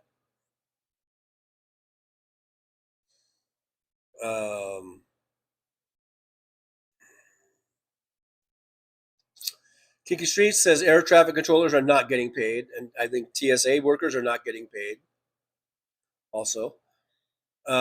Susie Jones says, just saying it's over in Israel. If anyone asks, you heard it here from me. The ceasefire is over. IDF shot 6 Palestinians, and Hamas is executing people in the streets so far. No bombs. Yeah, I saw that's a double post there. But yeah, we need to keep an eye on that. That's for sure. Thanks for bringing that to our attention, because maybe things aren't so blissful after all.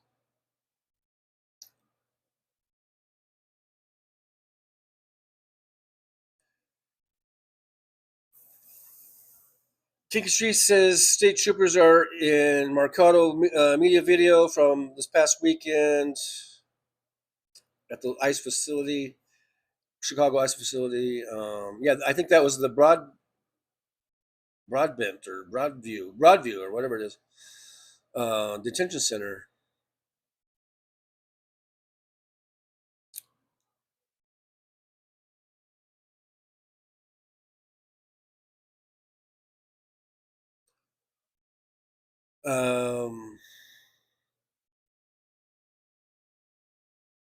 Christina says, Mr. Spock, just another reason why I'm not going to get on a plane. Talking about air traffic controllers not being paid.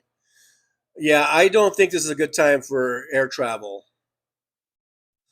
Even before this closure, with the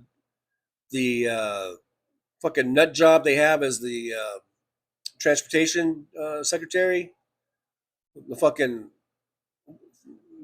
from MTV's Real World. That's the secretary of transportation or whatever the fuck. Yeah. So even before the close down, the government shutdown, I don't think I would want to get into a plane. Kiki Street says, TJ, you repeatedly came across the same issue reading chat 10 minutes after the chat goes by, laughing out loud. I'm only reading it as I see it, though. Kiki Streets, $20 billion to Argentina.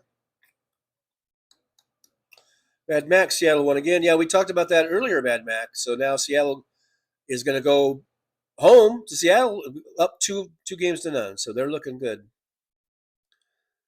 They must be really happy. WW says, thank you guys. That's right. JB is a real jerk. Nobody wants him in the White House. So says who? Says who?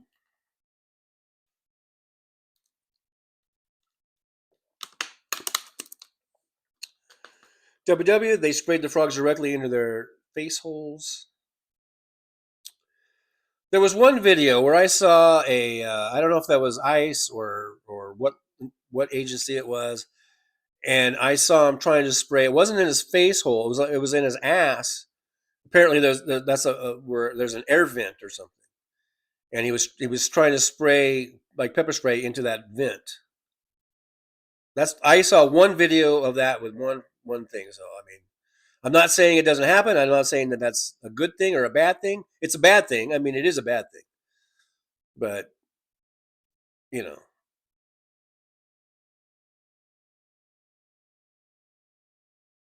It was a bad thing. But just try to report things try to be a little more accurate in your reporting. Karen Ames says it's only their local reporting that is telling us what's happening there.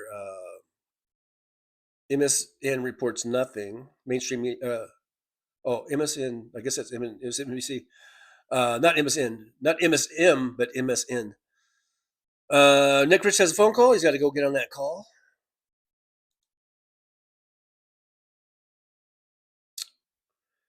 So maybe we'll see Nick before everything is over and done with for today.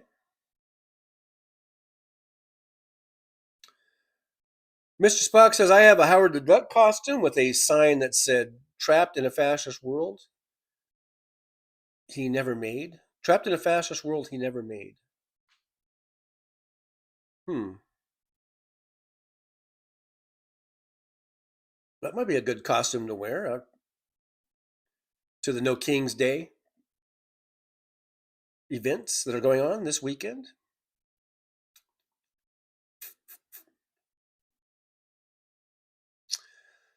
Kiki Street says middle of next week, it would be 1 month since knee replaced. Go to PT twice a week.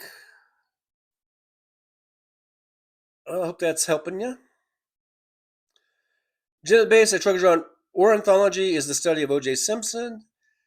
Number one, that's not how, was it Josh spelled it? Number two, we haven't talked about O.J. at all in this entire, I have not talked about O.J. at least. Maybe you guys didn't. I skipped it and didn't see it, but I have not. This is the first time speaking of O.J. this entire live stream. That's why it made no sense to me when I read that. Maybe on other days that would have made sense, but not today. It doesn't make any sense. Kick Street says, I can't stand pain meds, so I just smoke some weed. Hey, if that helps, then I'm all for it. Christina and Sun Ghost Squad says, well, unless you're Candace Owens, who has this whole thing that Charlie conspiracy, I think Candace Owens is a nut job. But there are, I don't know if I believe the whole Israel connection, Israel had him shot, and all that kind of stuff. I don't really believe any of that, but there are some weird things about the case, though, that need to be answered. Petrozzi, Charlie who? Yeah, there you go. That's right. Implication, Josh. Yeah, I'm not sure if that's the word I was digging for or not. No, I think about it. Roxanne79 says, Kinky Streets keep up the PT is essential, and maybe ice or heat, Advil or Aleve, and definitely cannabis.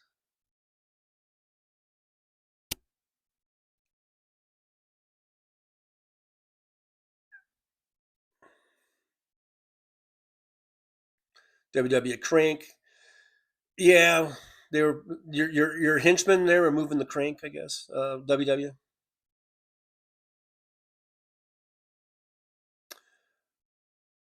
Robert Perez says, don't worry, big dog. I'm in and out watching the Trucker John show. Thank you, Robert. I appreciate you watching. Jolie's got those reminders about the channel membership starting as low as $1.99 a month. We got super chats going today. Every day. We also got Buy Me a Coffee, and you can go to PayPal and go there if you want to help support the show. Always do appreciate any support in any way, whether it's a few dollars there or whether it's free things just by liking, subscribing, and sharing. I appreciate all of it.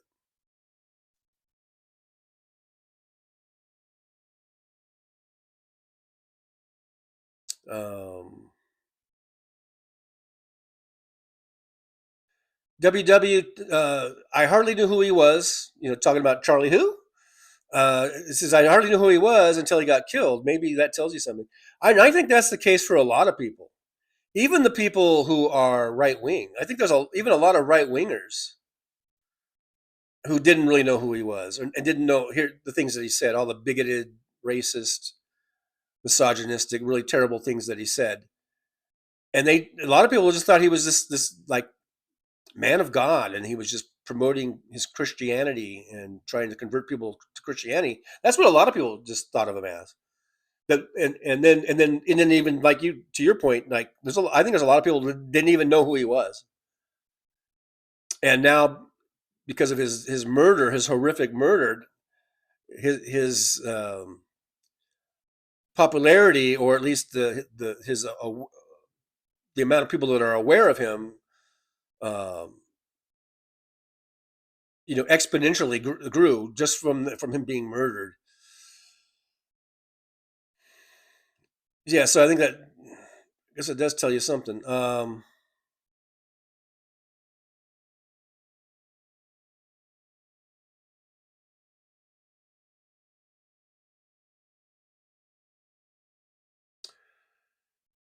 Christina and Son Ghost Squad, that's a business we should open, desert tacos. Or dessert tacos. think dessert has 2 S's. But dessert tacos. I would buy a nice dessert taco. You know? David Dog, I need to go back on keto, I think. All these carbs are adding up. Yeah, I need to do keto. I did that one time. I did the South Beach diet. You guys remember was it called the South Beach diet? This was back in, when was that? Was it the late 90s? It might have been before my son, my first kid was born in 97. I'm trying to remember if it was before or after my kids were born. And my daughter was born in 99. Anyhow, it's probably somewhere around that time. And I think I went on the South Beach diet. I bought the book, the South Beach diet, and I went on it and I just started following it, everything in the book, word for word. And I dropped 30 pounds in I want to say 6 weeks or something. It was amazing.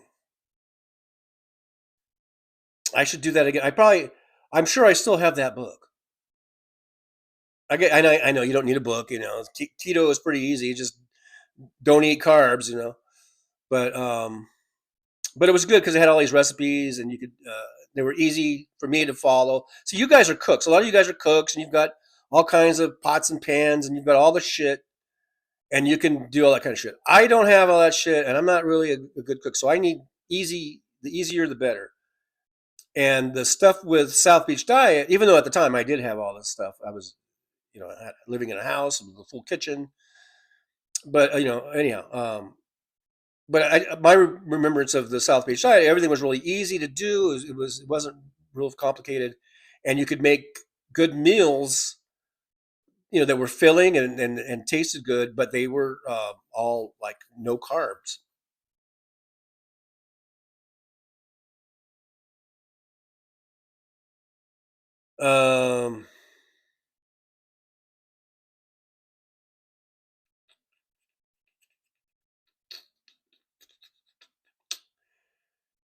But yeah, so if I come across the book, I'll start doing some of those again, I guess.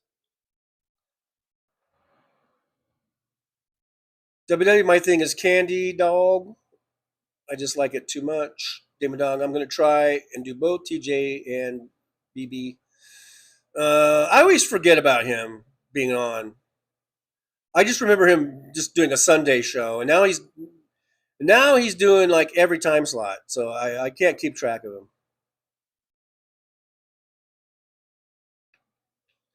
And I'm not going to worry about stepping on his show,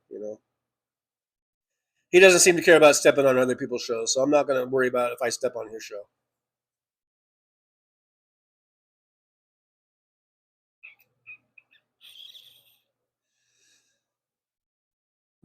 Mr. Spock says, drink beer, no carbs in beer. I think there are carbs in beer. I think that's all carbs, isn't it? I think beer is highly carb. Maybe I'm wrong. I could be wrong. I've been wrong before.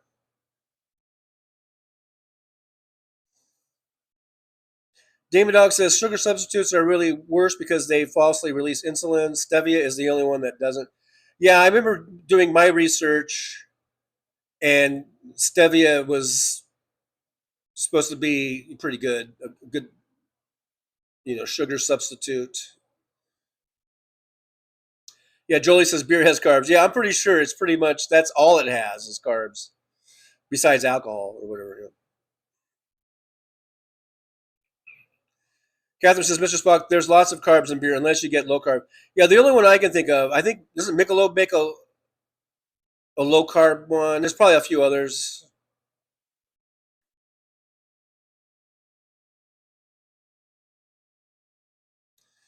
Christina and Son Ghost Squad says, I knew who he was. I was talking about Kirk again. I knew who he was only because of Hal Sparks playing some of his videos.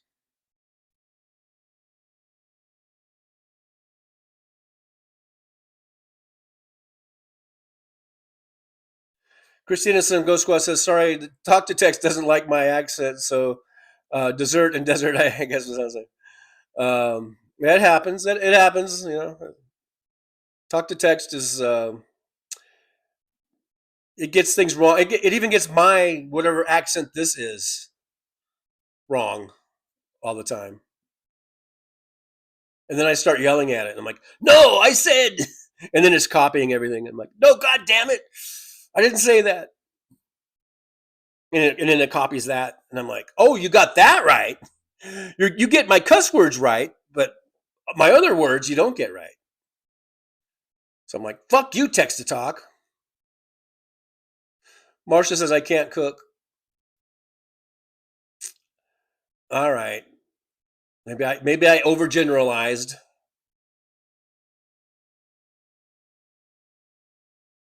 Marcia only eat twice a day. Christine and Sun Ghost Squad says, yes, I think they have beer with no carbs. So if I'm not mistaken, but but you have to look for those. It's not like you can just grab any beer off the shelf and it's, you know, and it's no carb. They're all carbs unless it's those specially marked ones that say either low carb or no carb. Twist and Painting says, but beer is life.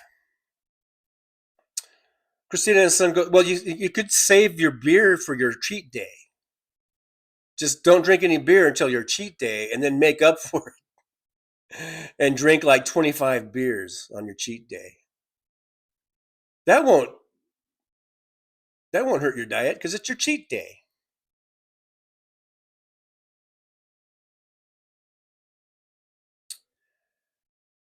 Christina Son says, you're right, because I think beer is mostly made of wheat, which is carbs. Yeah, hops and barley. Yeah, there's Catherine. Catherine says hops, barley. It's a meal. Yeah. Mr. Spock, beer. Marcia says, sorry about my language, Brooklyn. And Trixie, ice pisses me off. I don't think there's any no need to apologize for your language. If you get a little salty in the old driver's lounge, I think we're okay with it. Catherine Real Hot Talk says Guinness is a meal. I love me some Guinness too. I really do. Kiki Street says alcohol makes me nauseous. Weed is it for me? Weed is for me. It is weed for me. I don't know. Anyhow, okay, yeah. Hey, you do you, boo. You do you. Mr. Spock, barley sandwich. TNP says Real Health Talk, the beer you can eat with a fork. I wouldn't go that far, but. Catherine Real Hot Talk says, TJ, did you see my post about ICE in neighborhood in Chicago today? New activity. I had to step away for a bit. Yeah, I did see that. And you said it's getting scary. It's getting bad. It's getting worse out there. Christina at Sun Ghost Squad says, I yell at Google all the time. I'm like, what the hell did Trump call this B thing? And it writes the whole thing in the Google search, and then it gives me the answer, which I'm always surprised. Owen says, talk to text, always types fuck mega. It's MAGA, for fuck's sakes. Hey, Owen, good to see you, by the way. I don't know if I said hi earlier or not, so hello to Owen. Thanks for being here. John Glad says, light beers have 3.2 carbs, so I guess that's not too bad. Jolie says, no need to watch your fucking language here. Brooklyn SJU. Brooklyn says, Marsha, don't apologize to me. I love to express myself. Yeah, you kidding me? What, are you kidding me? David Weiss. WOTKX. WOTK. Says, carb tricks. Cook things like pasta, potatoes, rice, let it cool, and refrigerate for a while. Overnight is easy. The starch and changes to a more complex starch lowers the glycemic index a lot. Wow, man, that sounds all scientific and stuff. Christina Sun Go Squad says Brooklyn's from Brooklyn, obviously, and I'm from New York.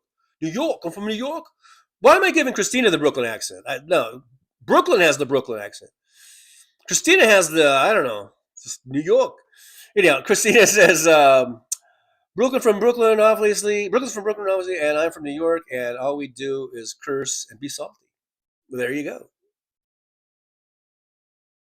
Jolie says, no more beer for you, Mr. Spock. Ivy Joe Casey says, well, I have to go to a staff meeting, so everyone have a great and let love flow. Thank you, Ivy Joe. Thank you so much for being here. Have a good staff meeting. I hope your meetings are just as well run and well oiled machines as this one. Mr. Spock, it's fucking beer. Owen said, once my friends bought a keg of Guinness for a party. Yeah, it didn't go all night. Worst keg party ever back in the day. It didn't go all night? What do you mean?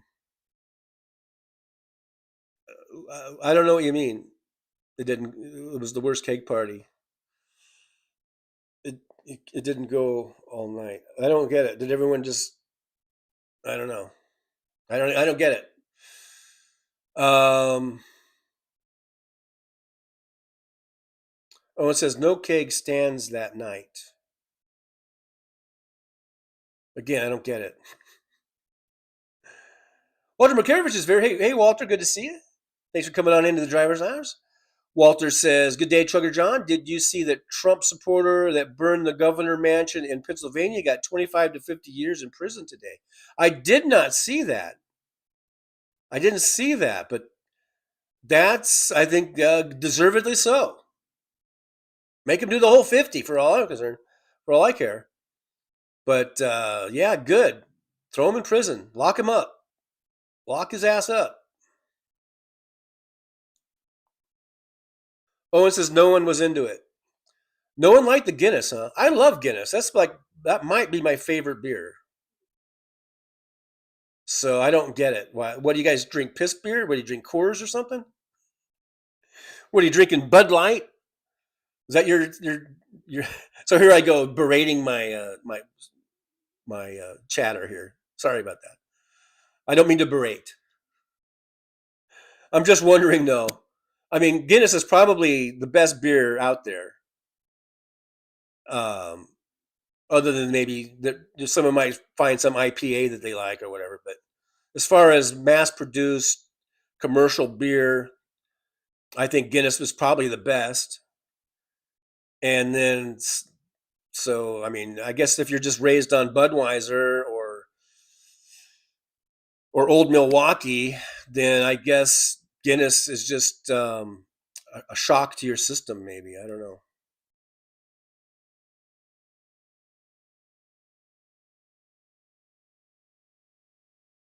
Oh, and next time you have a keg of Guinness that no one wants, just bring it to my place.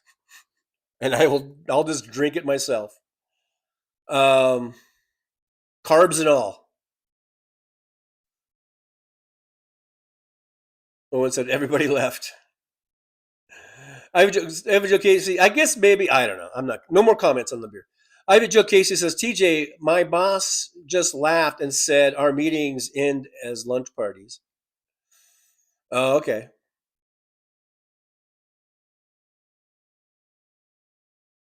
Owen says, I like Guinness, but it's not for the party. I guess it's just not for everyone. TNP says, I agree, John. I love Guinness. Jolie, IPAs. William, Rolling Rock is my beer of choice. I like Rolling Rock. I like a good Rolling Rock. You know.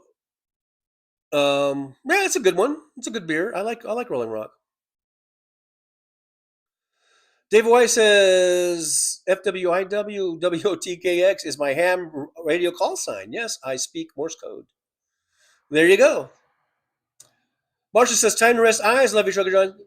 All right, Marsha, thank you so much for being here. Yeah, we are over the 2-hour mark, so I will be ending the show here pretty quickly, pretty soon. Christina Sungo Squad says, I only like Corona. And I like Corona, by the way.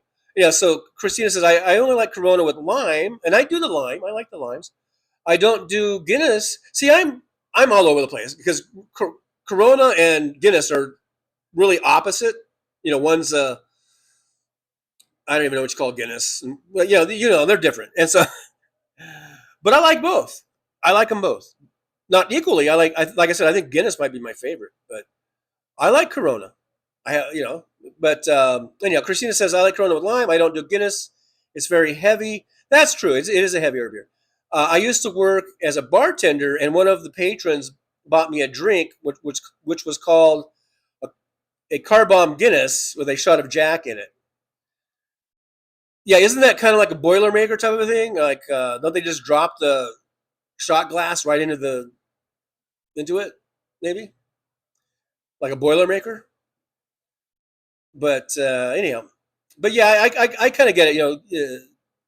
Guinness is a heavy beer, and I guess if you're planning on just drinking all night at a keg party, I guess you want something a little lighter, or whatever. I guess I don't know. Barbara Nicholas, mine used to be Miller. Hey, look, I've drank my share of Miller. I'm just waiting for Gin Up the Bass to come in and call me a beer snob. I've drunk my share of Miller. And Miller, for being a cheap, mass-produced beer, I think Miller is not that bad. I'll take a Miller. I think I would take a Miller over a Budweiser. But I've drank my share of my cases and kegs worth of Budweiser and Coors, and all that shit. And they're good. They're okay. I don't turn down a Budweiser. I'm not going to turn down I'm not that much of a beer snob. But yeah, I like Miller. Miller High Life. It's Miller time and all that shit. I'll drink a Miller.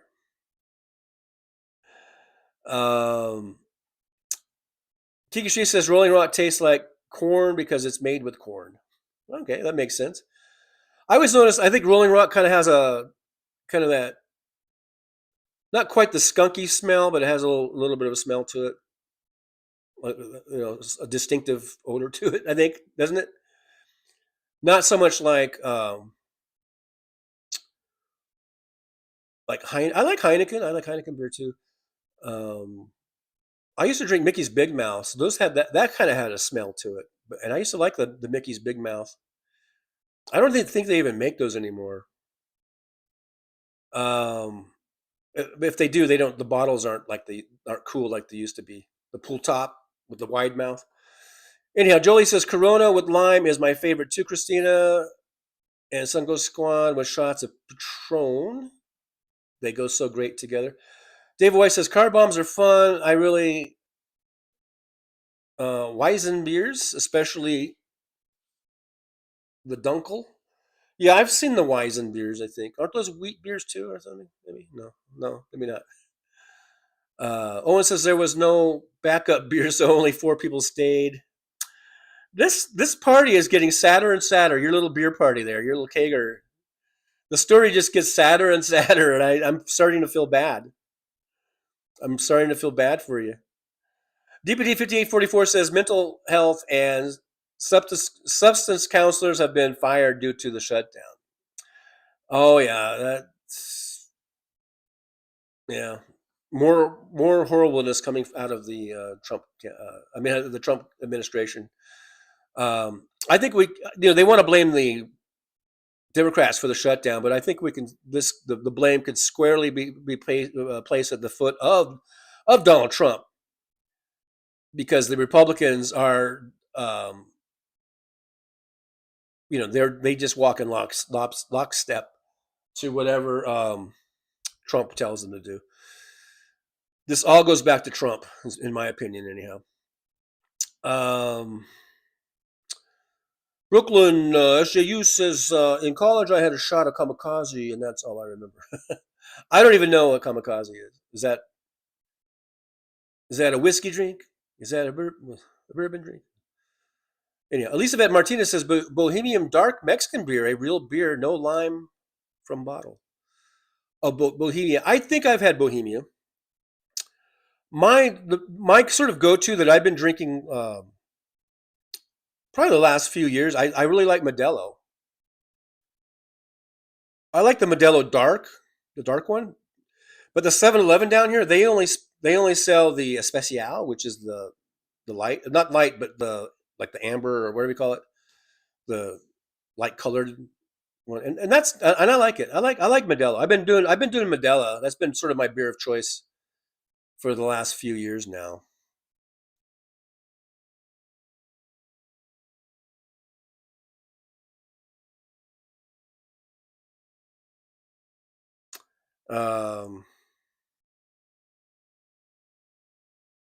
Owen says you really have to force me to drink beer. Now liquor is a different liquor. Now liquor. That's how the read should be. Now liquor. That's another story. Just a little tip there. If you're reading a script, let's say, you gotta suss out what words are to be emphasized. Okay, so let's say I was reading a script and it said, "You really have to force me. You really have to force me to drink beer." Now liquor. That's another story. You do something like that. If you just read it like, now liquor is a different story. I guess you could do it that. There's different ways you could do it. Now liquor is a different story. I don't know. Now liquor. That's a different story. You could do it like that too. You could be a little understated, like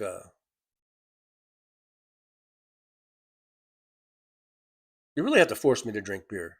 Now liquor. That's another story. It doesn't have to be so over the top like I did it earlier. It doesn't have to be like you really have to force me to drink beer. Now liquor, that's probably a little over the top. Yeah, that was over the top. But that's why you work things out. That's why you practice. That's why you rehearse. Anyhow, King Streets, remember Strohs? I do remember Strohs. I'm pretty sure I had a Stroh. I think I was a Stroh bro. I remember it. It's been a long time. Been a long time since I had a Strohs. Owens, Bartle, and James, the little wine coolers, right? The little wine coolers that the girls would always drink,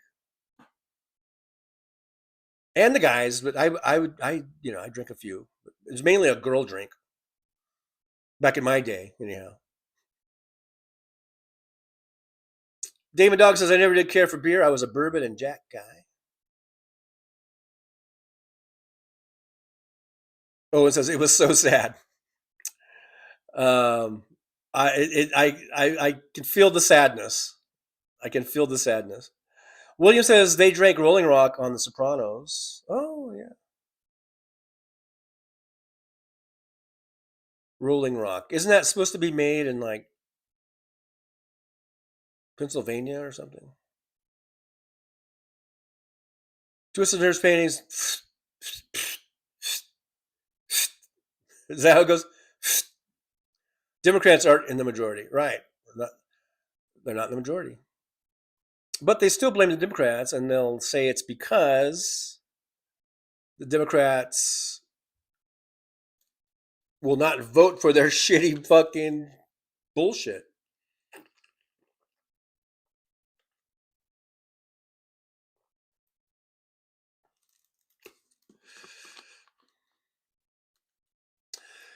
Twisted Nerve paintings. I do love Stella. I do love that Stella Artois.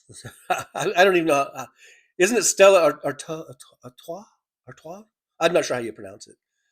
But yeah, I like that. I do. I've had Stellas. I have the Stellas a few times here and there, and it's a good beer. That's a good beer, no doubt. No doubt about it. Barbara Nicholas says last night with my Buffalo Bills game, I was ready to crack a few. I didn't watch that game. I just saw the scores because I was watching the baseball, and then during the commercials, I would just flip over. I had the Bears Washington game on, and since I could only really go back and forth between two channels, I didn't have the other game on. The Bills game, but you could see in the corner the score, and I was like, "Wow, Buffalo's getting beat." by Atlanta, right? Was it Atlanta? That was kind of a shocker. I haven't seen the game, so I don't know what went wrong. But I did watch the very end of the Bears game where Washington was up 24-22. And then I just saw where the Bears drove the ball down into field goal range and then got the clock down to 3 seconds. And then they kicked the field goal and they won the game 25-24. That was a pretty exciting ending in that one.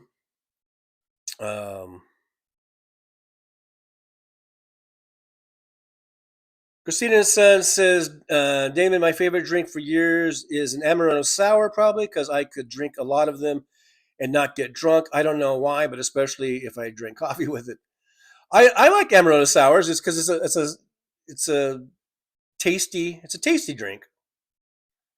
You know, that and Long Island iced teas, and those would get you fucked up, or me fucked up, because I would drink them just like it was a regular iced tea, and the next thing you know, I'm hammered, man.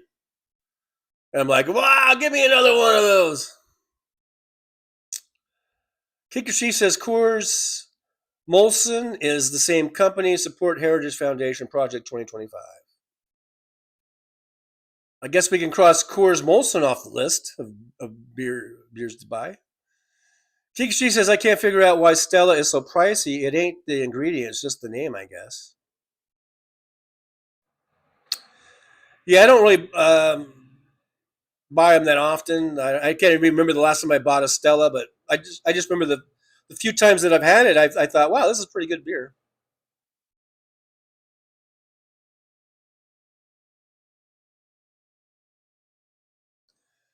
Luck Dragon says, oh my God, Damon Dog, I thought we loved beer.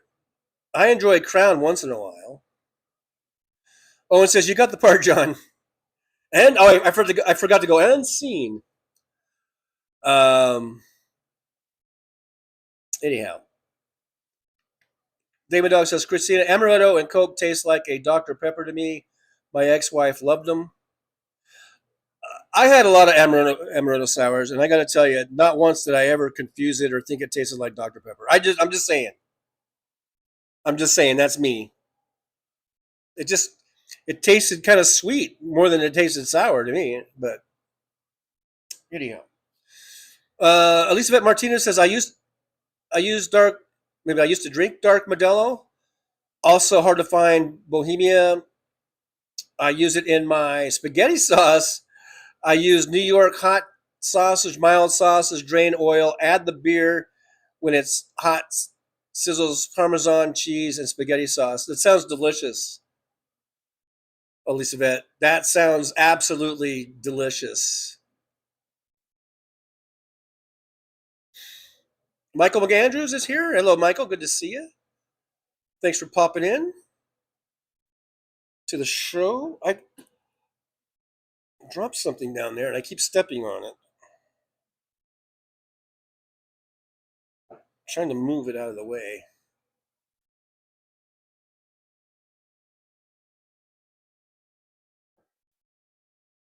Josh says, I had a phone call that I had missed anything wild. No, not really. Now we're doing beer talk. This portion of the show is beer talk, apparently. Kikuchi says, Heineken tastes so much better in Europe. Holland, here it's skunky. Yeah, it is a little skunky. I remember back in the day, I think all of the Heineken was imported at one time. I think someone just stuffed something in my door. You know how they have those flyers or something? I don't know. Somebody just stuffed something in my door, I think. But anyhow, which is kind of spooky. But back in the day, within my beer drinking life, I think Heineken's, if I'm not mistaken, used to always be imported, and then at some point they started making it here in the States, and I think it did go downhill from there. Maybe I'm wrong. I'm sure Kinky Streets would know the history of that a little bit better than me. Christina's son Ghost Squad says, I never was a soda person, so it never went into any of my drinks. Even sometimes when I was cheap, I would get the house vodka and orange juice. I used to like rum and Coke. Not that I don't like it now. I just haven't had a rum and Coke, and I can't remember the last time I had a rum and Coke. But I used to like rum and Coke. You know, it's a good drink. I think that's a good combination. And there's Michael McAndrews. If I had kept drinking Jack and Coke, I would not be here, I think. Michael McAndrews says, no more Jack, no more Coke for me. Luck Dragon says, Philadelphia lost again last night. I'm rooting for the Mariners. Philadelphia didn't play. Philadelphia is out of it. If we're talking baseball, the Dodgers eliminated them days ago. Michael McAndrews says, well, I will drink a little on certain days. A little here and there I think is okay. A little here and there, as long as it's not something that's gonna make you go on a bender, right? Christina and Sun Ghost Squad says, yeah, the Long Island iced tea would give me heartburn, and then I'd be in the bathroom, so that wasn't good. Long Island iced teas didn't do anything to me except get me extremely drunk, extremely quick. If I wanted to get drunk quickly and really drunk, which there was times in my life where I just wanted to get as drunk as I could, as quick as I could. For some reason, that's part of the mystique. No, yeah, just order just have a couple, 2 or 3 Long Island iced teas, and I was 3 sheets of the wind, man.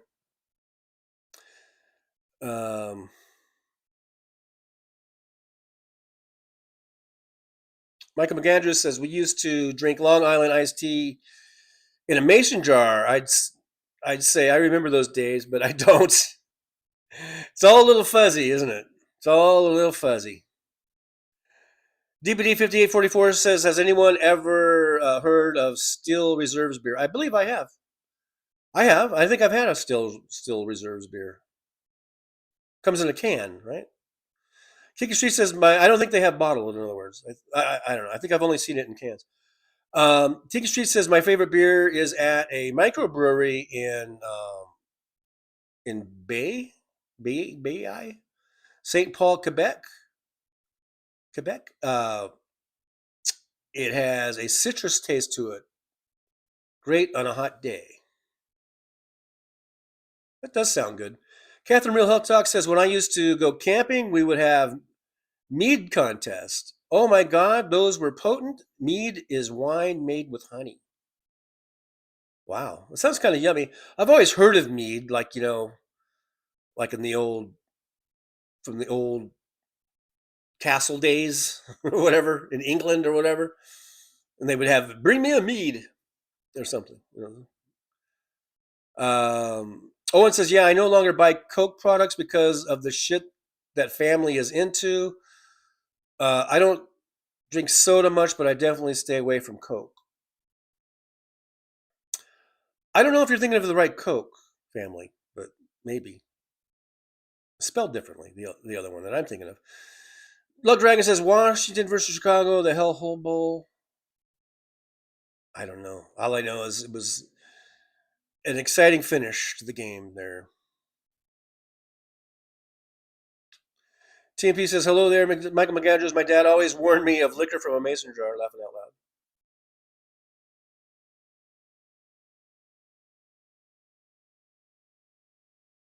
Catherine Real Health Talk says, maybe 30 different flavors of mead. Oh my God. Kiki Sheets Owens, what family? Coca-Cola is a publicly traded company. Yeah, I think you might have been thinking of the Koch brothers, maybe? Which is spelled with a K, O-C-H. That's what I'm thinking, maybe. Brooklyn says, how's the bug situation? The bugs are still here. I mean, the traps are trapping them. In fact, I forgot. I did. Maybe I'll post a video today. I made a little video yesterday that I showed my the leasing office, and they're supposed to be sending getting fumigation treatment or whatever tomorrow, and then I guess a week from tomorrow, and they want me to take everything out of the cabinets and shelves, and they're gonna spray extra heavy or something. But yeah, they're still infested. Luck Dragon says St. Pauli Girl is the first beer I fell in love with. I'm sure I've had St. Pauli Girl at one point in my life. Kikishe says I want Blue Jays, but the Mariners will suffice. Catherine Real Hell Talk says rum and coke, ginger ale and vodka, strawberry daiquiri, margaritas, different stuff. Owen says Coke is, well, the Coke Bros are all up in the Heritage Foundation. That's the wrong Cokes, Owen. That's different, and it's spelled differently. That's the KOCH Coke Brothers. I'm not sure how many of the Koch brothers are still alive. I know at least one died. But anyhow, yeah, that's the Koch brothers are the ones that are all into that Heritage Foundation and all that stuff.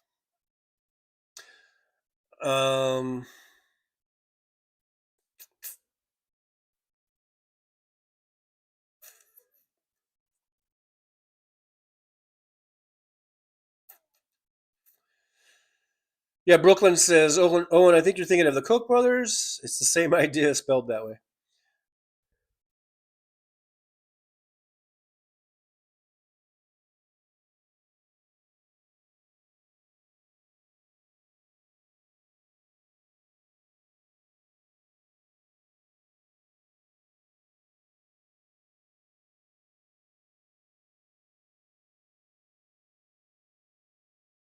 Luck Dragon says Heineken is the cheap version of St. Pauli Girl in my mind.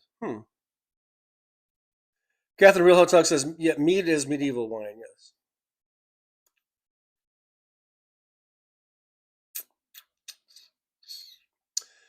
Luck Dragon says, I used to work at Pyramid Breweries in Berkeley, California. Kegging beer we had an apricot that attracted women, but I could not stand. Okay.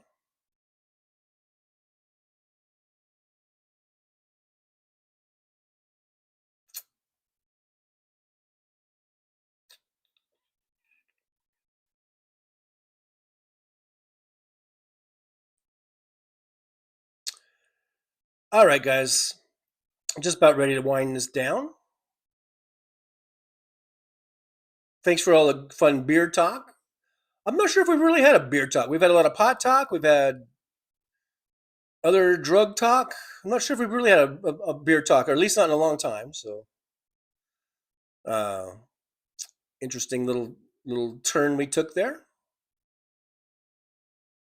Kikuchi says one Coke is alive and he's worth $180 billion.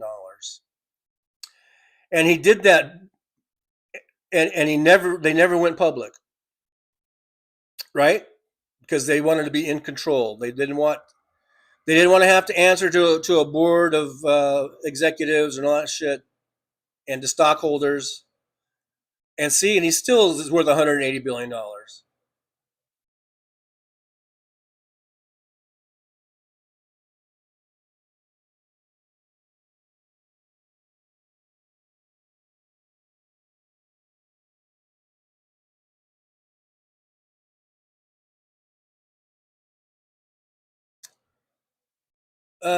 Kiki Street says, sadly, we have very few billionaires on our side. George Soros is one of them. Guy who founded Netflix is another. And sadly, Hal Sparks made up nonsense about Soros just the other day.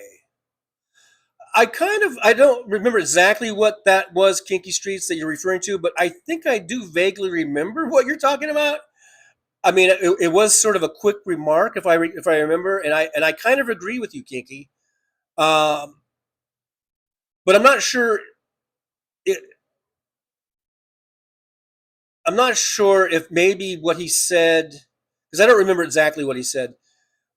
but maybe he was saying that as the example of what the right wing says. Maybe I don't remember, but I kind of vaguely remember something that I remember kind of perked my ears up about Hal saying something about Soros that didn't seem right, or that I didn't agree with. But then I never did like re-listen or rewind it to see exactly what he was saying. But I kind of get that, Kinky. I kind of remember that. But yeah, so there's that. TMP says, Trucker John, thanks for the great show. Thank you for being here. I appreciate you for being here and hanging out and contributing to the chat with your input. Thank all you guys for being here. I do appreciate you. Notorious GRG says $1.99. Sorry I missed most of the stream. Thank you, Notorious. Yippee to Notorious GRG. Thank you so much for the $1.99 super chat. Always greatly appreciated.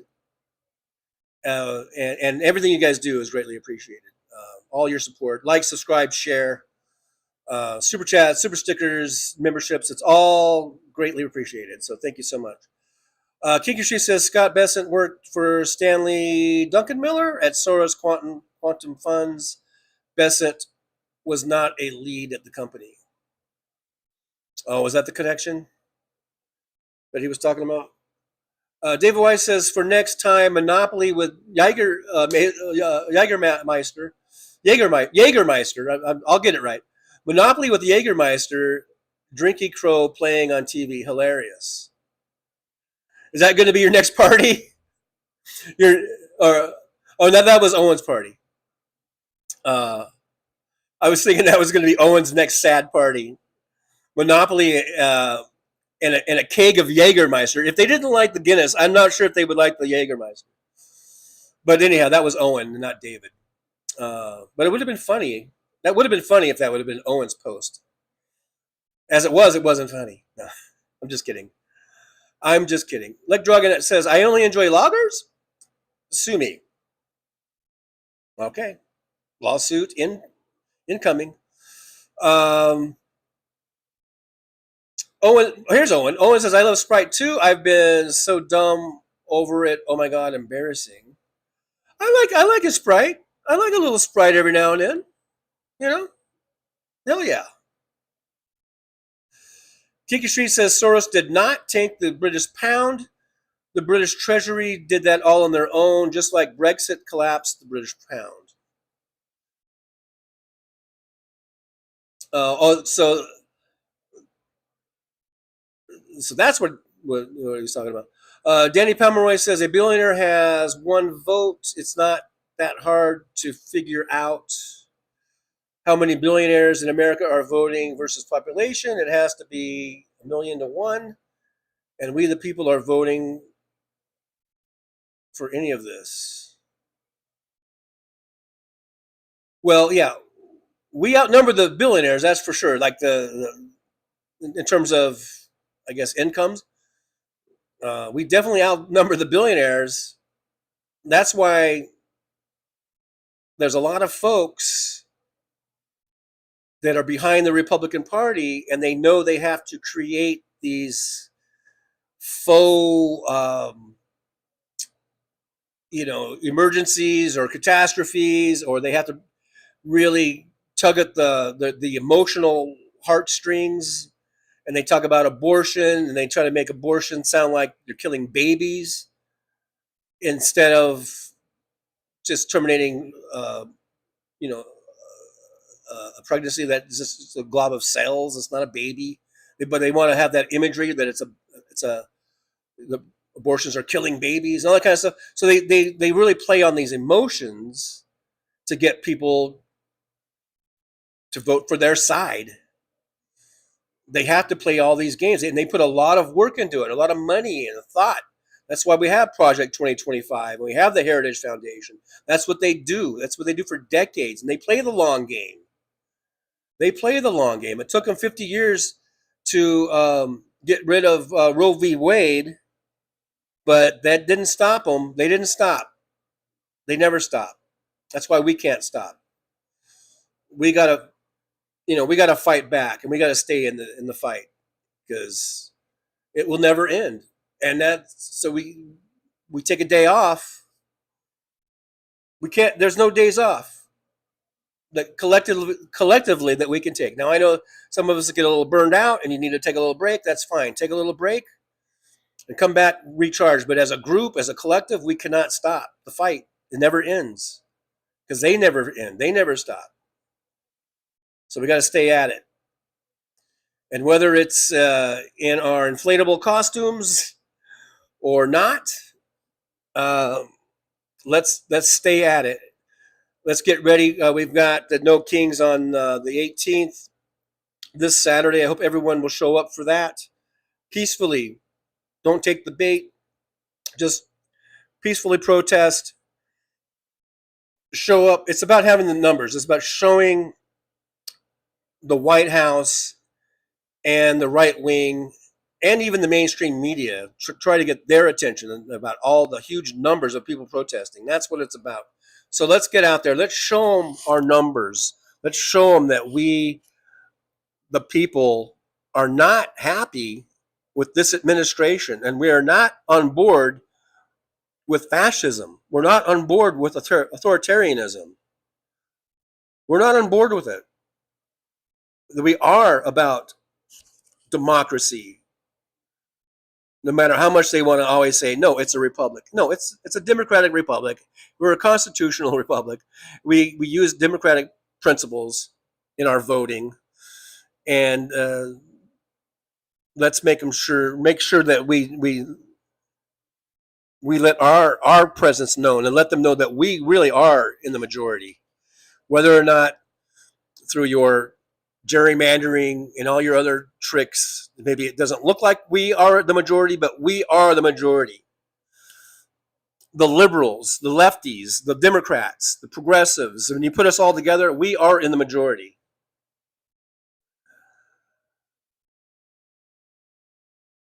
Catherine Real Health Talk says, TJ, that's what I was trying to say yesterday. The DNC as a whole really suck at fighting. For decades, they ignored the obvious signs of danger up to 2024. That's largely why we are here now. Well, let's get on it. The leadership, it is kind of a misnomer, leadership. You think of them leading the way, of being the leaders, being out front. But no, they actually are the followers. The leaders will follow us if we tell them what we want. And we do it in huge and convincing numbers. They will follow us. That's why we need to make sure that they hear us and they know what we want. And they will follow, because they will know that they have the support. I think a reason a lot of times the leadership is hesitant to lead is because they're not sure of the support, and they don't want to go out on a limb and have no support. So that's why we need to be loud and proud and boisterous and put things out there in no uncertain terms, what it is we are about and what we want. We want strong leadership. We want to stand up to this authoritarianism. We don't want fascism. And really what we just want are good jobs and universal health care.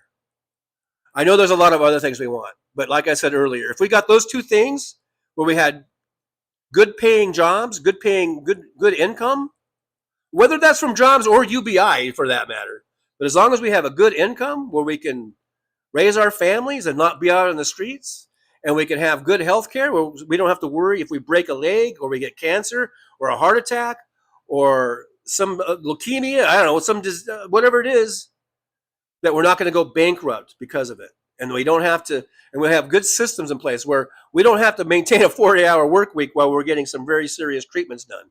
And we have ways of paying. We have set up, ways that will pay our our utilities and our rent, so we don't get thrown out in the street while we're going through treatment. Those are the things we need to be loud about, and let them know in no uncertain terms, this is what we want. And then the leaders will follow. The leaders will follow. They will follow our lead. In a sense, we are the leaders in the group mentality. All right, guys, that's it for today. Thank you so much for being here. We'll talk again tomorrow. Tomorrow is Wednesday Day. And so thank you guys for being here. I will be on tomorrow at 11 a.m. Pacific time, right after the Hal Sparks Show. So all you sparklers, when Hal's over with, just come on over to the Trucker John channel, and we'll pick it up where we left off, or we'll probably just start a whole new thing. It's a whole new, every day is a whole new adventure over here at the Trucker John Livestream. You never know what we're going to talk about. Today was a lot of beer talk, and actually I kind of liked it. But let's not talk about beer every day. We'll talk about something else tomorrow. I guess that's it for today.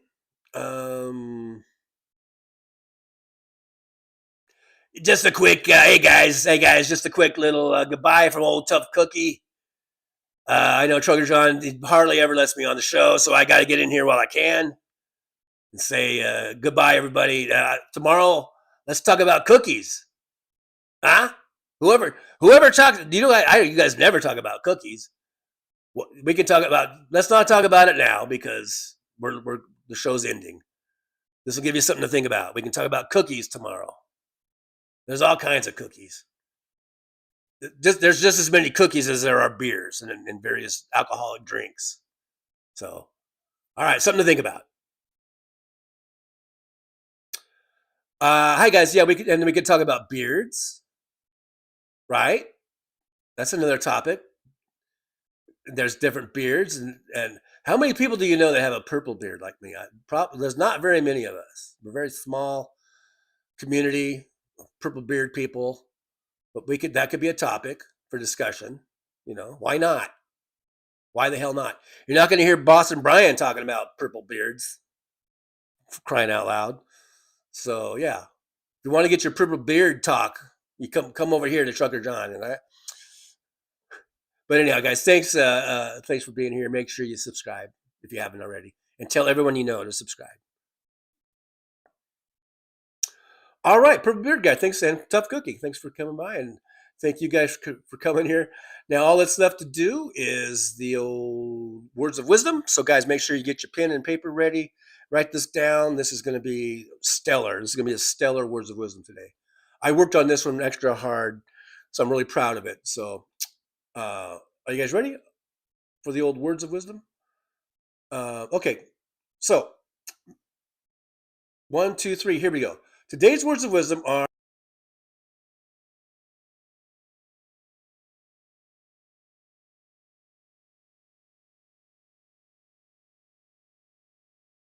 well, it's time to say goodbye. The show has come to an end. But don't be sad, no, don't you cry. We're all gonna come back and meet again. We'll have some fun times, hopefully nothing too bad. We might talk about war crimes. Might talk about Baghdad. I doubt we'll talk about door chimes. But if we did, I'd be only too glad. So hasta la vista, baby. The show is over, but could I ask you maybe to take a shower? No, that's not what I meant, but I couldn't think of anything to rhyme with over. Now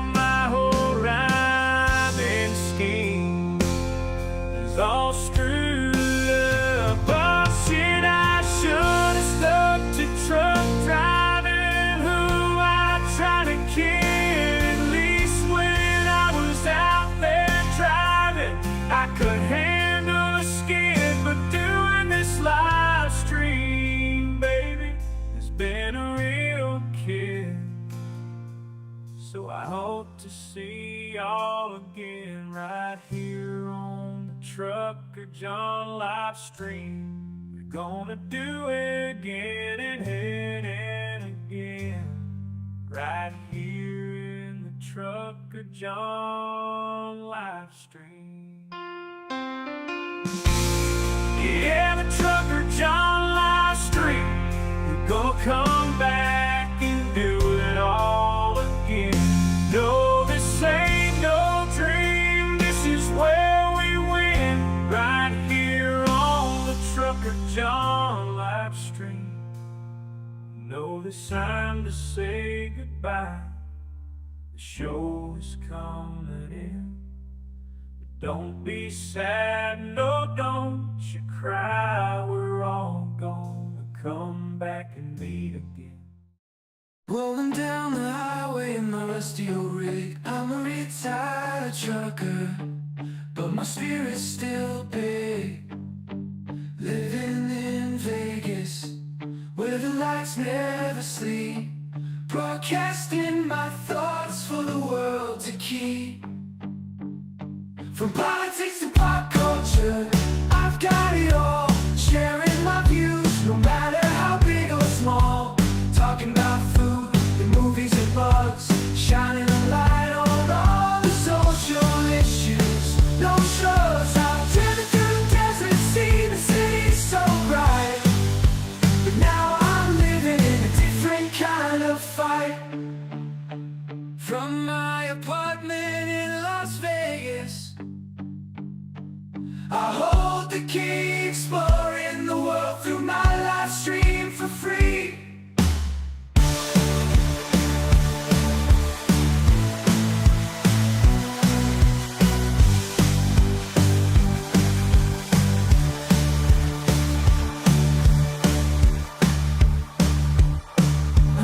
Apartment in Las Vegas, I hold the key, exploring the world through my live stream for free.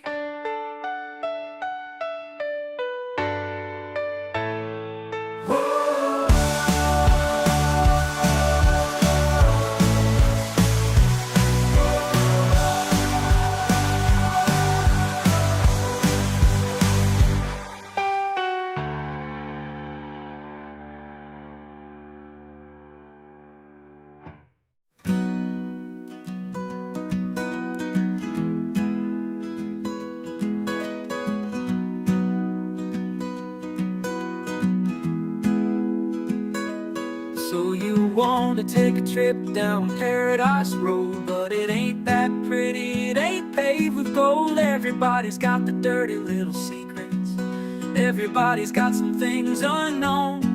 But if you ain't real careful, baby, it'll cut you down to the bone.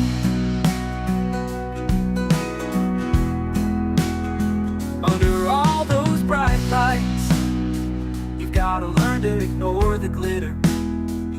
It's all about fight or flight, and you don't wanna do either. So go on down to Paradise Road, it'll make you wish that you were young. But all it'll do is make you feel old and regret trading in your love for lust. It's all just a big charade, it's all just one big game, and it ain't about love. It's all about the thrills. It's about staying in the hunt. It's about going in for the kill. So head on down to Paradise Road. That's where your friends are now. They're the people that nobody knows. So go ahead and make your big show. So live it up on Paradise Road. Just don't let anyone know. It'll be your dirty little secret. It'll be your guilty little pleasure. Living a secret that the whole world sees, hiding in plain sight among the scum and the thieves. It's so damn hard to ever be pleased.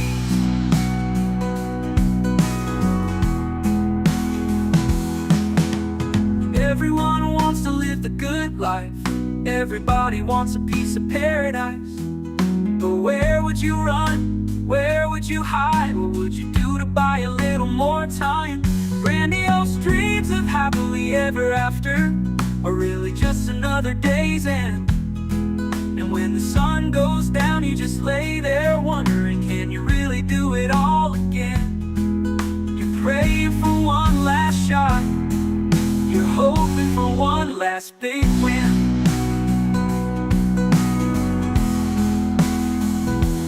Paradise Road is calling, so you better hurry along. Paradise Road is calling, so you better hurry along.